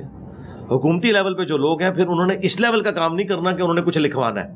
ان کی تو اپنی مصروفیات ہیں. ان کو لوگ دیکھ کے دین کو لرن کر رہے ہیں. جس طرح پرائم منسٹر تو جا کے فزکس نہیں پڑھائے گا, چاہے وہ فزکس میں پی ایچ ڈی بھی ہو, وہ تو ایک فزکس کا پروفیسر پڑھائے گا. پرائم منسٹر نے تو ایز اے ہول امت کو دیکھنا ہے. اس طرح خلفائے راشدین نے ایز اے ہول اپنے عمل سے امت کو دیکھا اور سیاسی معاملات چلائے. باقی جو یہ والی چیزیں وہ نیچے سے ٹرانسفر ہوئیں اور ان کو حدیثیں بیان کرنے کا ضرورت نہیں تھی. وہ خود سراپا سنت ہے اور جو کریٹیکل باتیں انہوں نے روایت بھی کر. اس سے بڑی دہشت گردی تھی وہ آپ کا ہیرو ہے, صوفیوں کا ہیرو ہے. ہم تو اسے نہیں مانتے. جس طرح ہم کہتے ہیں بابے شاہی کوئی نہیں, یہ بھی شاہی کوئی نہیں. یہ سب بابوں کے پجاری قبر پرست لوگ تھے. ان کا اسلام سے کیا لینا دینا؟ اور یہ کب سے اس قابل ہو گئے ہیں کہ ان کو ہم اسلام کی تاریخ بتائیں گے؟ نہ میرے بھائی, یہ تو نبی الاسلام کے 400 سال بعد آئے. اسلام کی تاریخ ہے نبی الاسلام اور خلفائے راشدین, دیٹس آل. اس کے بعد تو نبی الاسلام نے فرمایا کاٹ کھانے والی ملوکیت آ جائے گی. نبی الاسلام کی مبارک زندگی آپ کے دنیا سے تشریف لے جانے کے 30 سال کے بعد سے کوئی چیز آپ رول ماڈل کے طور پہ نہیں پیش کر سکتے. محمود غزنوی تو شاہی کوئی نہیں, یہ تو 400 سال بعد آیا. اس کا اسلام سے کیا لینا دینا؟ مسلمان تھا, اسلام سے کوئی لینا دینا نہیں. یہ سب لوگ لٹیرے تھے. ہم تو نہیں ان کو مانتے. محمد بن قاسم کو بھی نہیں مانتے. یہ اپنے چکروں میں آئے, ان کا اسلام سے کیا لینا دینا؟ ٹھیک. اب مجھے ایک اور بات بتائیے, جو سوال کا ایک حصہ رہ گیا تھا الگ سے پوچھ رہا ہوں. وہ غزوہ خیبر کا واقعہ پیش آیا. ایک معاہدے کے انجام کے اوپر یہ دیکھا گیا کہ ان لوگوں کو اب حملہ کر کے قبضہ کرنا ہے. وہ تو ایک سکون سے رہنے والے, پرامن رہنے والے لوگ تھے, مگر معاہدے کے چونکہ انہوں نے پاسداری نہیں کی تھی. بنو قریظہ کا, ہاں جی, بنو قریظہ کا جو مسئلہ ہے وہ ہوا تھا غزوہ خندق کے موقع پر. جی, خندق کے. ہاں, غزوہ خیبر نہیں. میں اسی لیے حیران ہوں. تو پرامن تو کوئی نہیں تھے, وہ تو میسے تھے, پورے قاتلین تھے. انہوں نے مسلمانوں سے بد عہدی کی, اور اگر ان کی وہ بد عہدی کامیاب ہو جاتی تو جن صحابہ کرام نے بعد میں فتوحات کیے ہیں یہ سارے اسی دن ہی قتل ہو جاتے. تو جو لوگ مسلمانوں کے قتل کے فتوے جاری کریں اس اعتبار سے کہ وہ بد عہدی کر کے مسلمانوں کے بیوی بچے مال سب کچھ کافروں کے حوالے کرنے کے لیے تیار ہو جائے, تو جنگ کا اصول یہی ہوتا ہے کہ جنگ میں اگر آپ کو کوئی قتل کرنے آیا تو آپ اسے مٹھائی پیش کرنے نہیں گئے ہوئے. کیا آج ایسے ہوتا ہے؟ آج کے سویلائز ورلڈ میں بھی ایسے ہوتا ہے میدان جنگ میں کہ جب امریکہ اور یورپ کی جب جنگ ہوتی ہے, یہی سویلائز ہے نا, تو جب ان کے اوپر بم پڑتے ہیں تو آگے سے مٹھائی کے ڈبے بھیجتے ہیں ان کو, یا یہ ڈرون سے حملہ کرتے ہیں ان پہ. یہی کرتے ہیں نا, یہی کرتے ہیں نا. تو یہی کچھ اسی زمانے میں ہوا کہ انہوں نے بد عہدی کی, مسلمانوں کے قتل کے فتوے جاری کیے, اس اعتبار سے کہ اس بد عہدی کی وجہ سے اگر نبی الاسلام کو وحی کے ذریعے چیز نہ پتہ چلتی تو وہاں سے کافر حملہ کرتے, سب کو ملیہ میٹ کر دیتے. تو اب اس کے ساتھ سائملٹینیس کنٹراسٹ کے طور پہ یہ چیز جڑی ہوئی ہے کہ جب آپ بد عہدی کریں گے, کسی کو قتل کریں گے تو یہ میدان جنگ ہے. جب اس کو موقع ملے گا وہ آپ کو بھی قتل کرے گا, تو بالکل ٹھیک ہے. یہ آج کی سویلائز ورلڈ میں بھی اسی طریقے سے ہوتا ہے, اس میں کوئی ایسی چیز نہیں ہے. یہ جنگی ایتھکس ہے. یہ سیلف ڈیفنس کے اندر, چونکہ پاکستان کے اندر پولیس اسٹیٹ ویسے نہیں ہے جیسے مضبوط ہونی چاہیے, تو سیلف ڈیفنس میں اسلامی قوانین کے مطابق کسی کے گھر میں کوئی بندہ گھسنے کی کوشش کرے تو سیلف ڈیفنس میں اس کو گولی ماری جا سکتی ہے.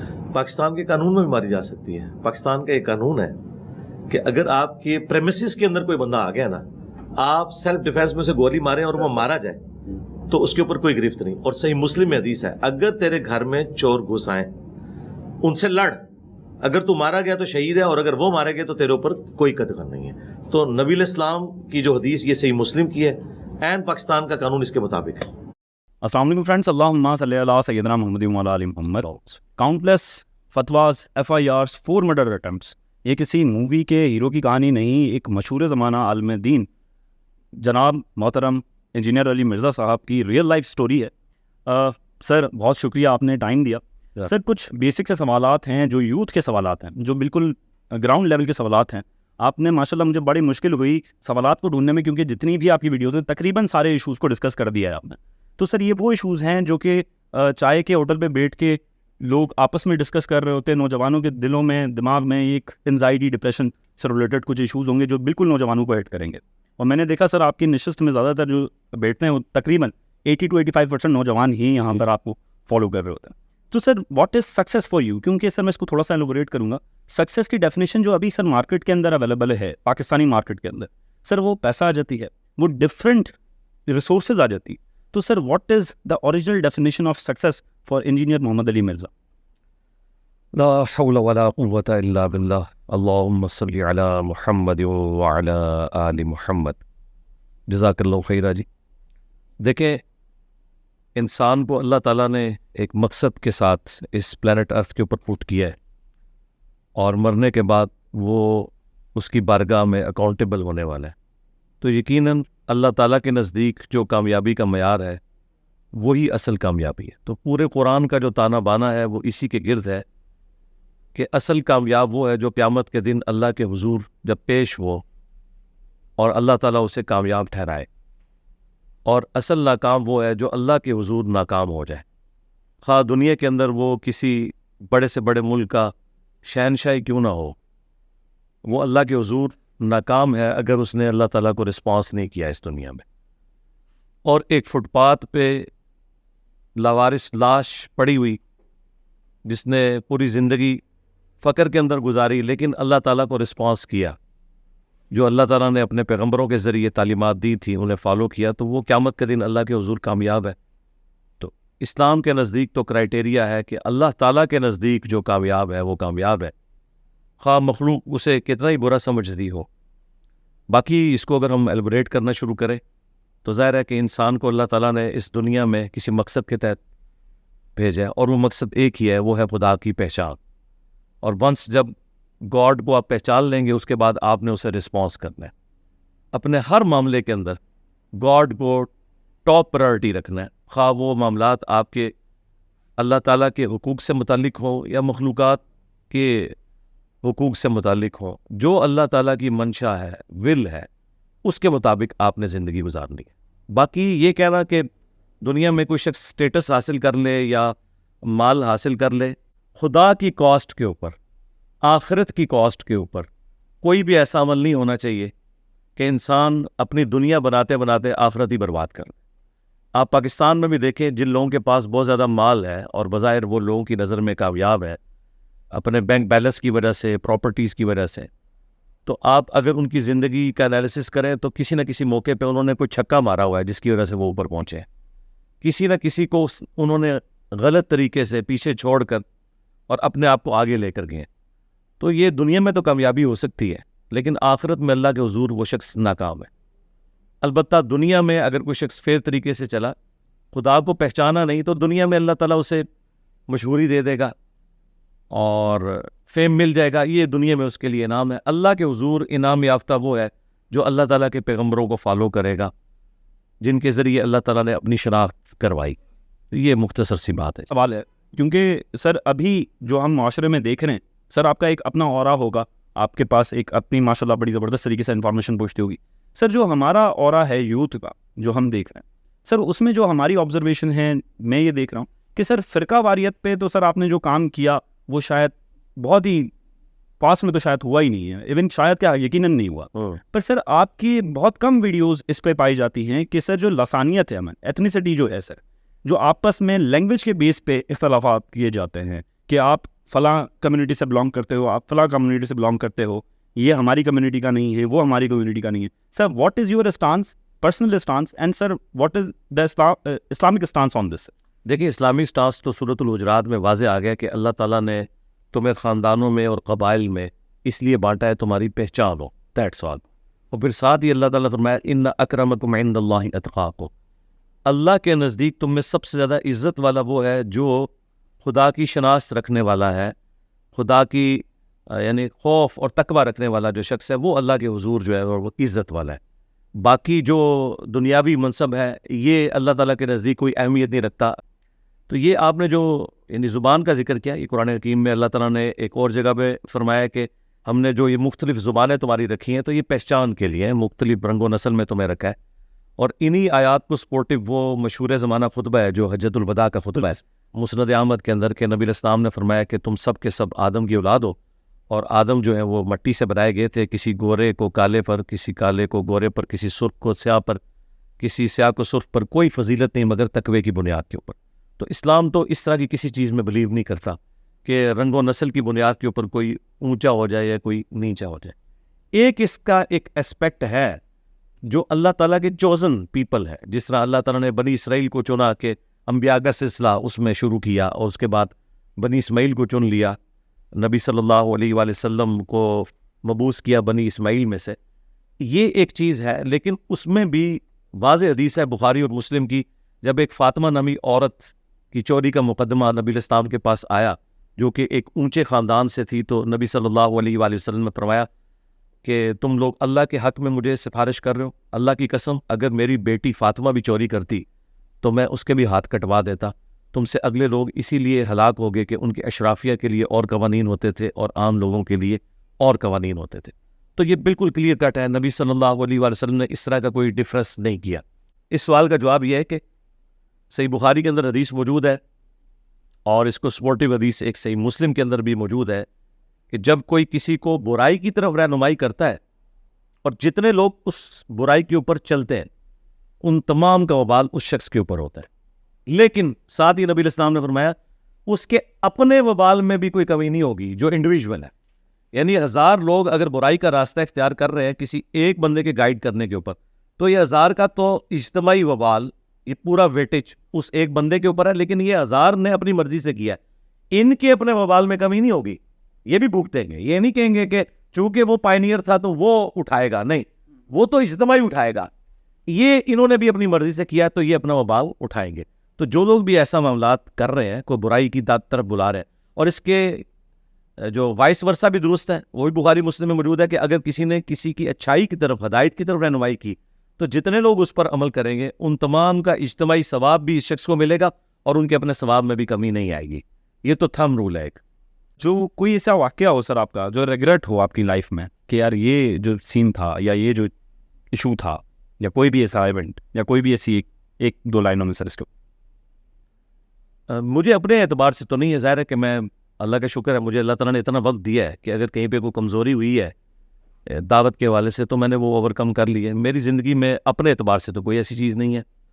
البتہ میں یہ سمجھتا ہوں کہ مجھے مولانا اسحاق صاحب رحمہ اللہ کا تعارف بہت دیر سے ہوا. اگر مجھے ارلی ہو جاتا تو جتنا اللہ تعالیٰ نے انہیں علم دیا تھا اور ورسٹائل نالج تھا، ان کا دلیری تھی، تو میں نے زندگی میں ان سے ایک ہی ملاقات کی 23 مارچ 2012 کو، جو میری پہلی اور آخری ملاقات تھی. اگر مجھے کچھ عرصہ پہلے تعارف ہوتا تو میں بہت کچھ ان کے ساتھ اس طرح ریکارڈنگز کروا کے چیزیں مارکیٹ میں لا سکتا تھا. تو یہ ایک میری زندگی میں اس اعتبار سے ایک. سر ریپڈ فائر میں یہ سوال میرے پرسنلی مجھے، کیونکہ سر ایک کیفیت جو ہوتی ہے کسی مرڈر سروائیور جو جس کے اوپر مرڈر اٹیمپٹ ہو چکا ہو سروائیور، اس کی ذہنی کیفیت وہ نارمل بندہ وہ فیل ہی نہیں کر سکتا. پر سر ایک سیکنڈ کے لیے بھی جب سوچتے ہیں کہ یار ایک 4 مرڈر اٹیمپٹ ہو چکے ہیں اس بندے، تو سر وہ جو چاروں میں سب سے خطرناک اور یادگار ایونٹ کون سا تھا؟ پہلے والا جو تھا وہ بہت خطرناک. ظاہر ہے اس پہ تو جس شخص نے مجھ پہ حملہ کیا تھا اس کے دونوں ہاتھ میں جو ہے وہ خنجر تھے، اور اس نے تقریباً آپ سمجھ لیں 30 سیکنڈ کے اندر 30-40 زخم لگائے تھے. تو وہ اس میں بالکل آتا تھا. ظاہر ہے میں اکیلا تھا، عثمان بھائی میرے پاس تھے. انہوں نے بھی کوئی ایفرٹ تھوڑی سی کی، لیکن ظاہر ہے کہ میں نے خود ہی اسے اوور کم کر کے تو وہاں سے نکل گیا تھا. تو باقی مجھے تو اس اعتبار سے اگر زندگی کا انجام جو ہے اس طریقے سے ہے تو کوئی مسئلہ نہیں ہے. عبداللہ حسین کا قول ہے کہ اگر زندگی کا انجام موت ہے تو شہادت سے بیسٹ کوئی آپشن نہیں ہے.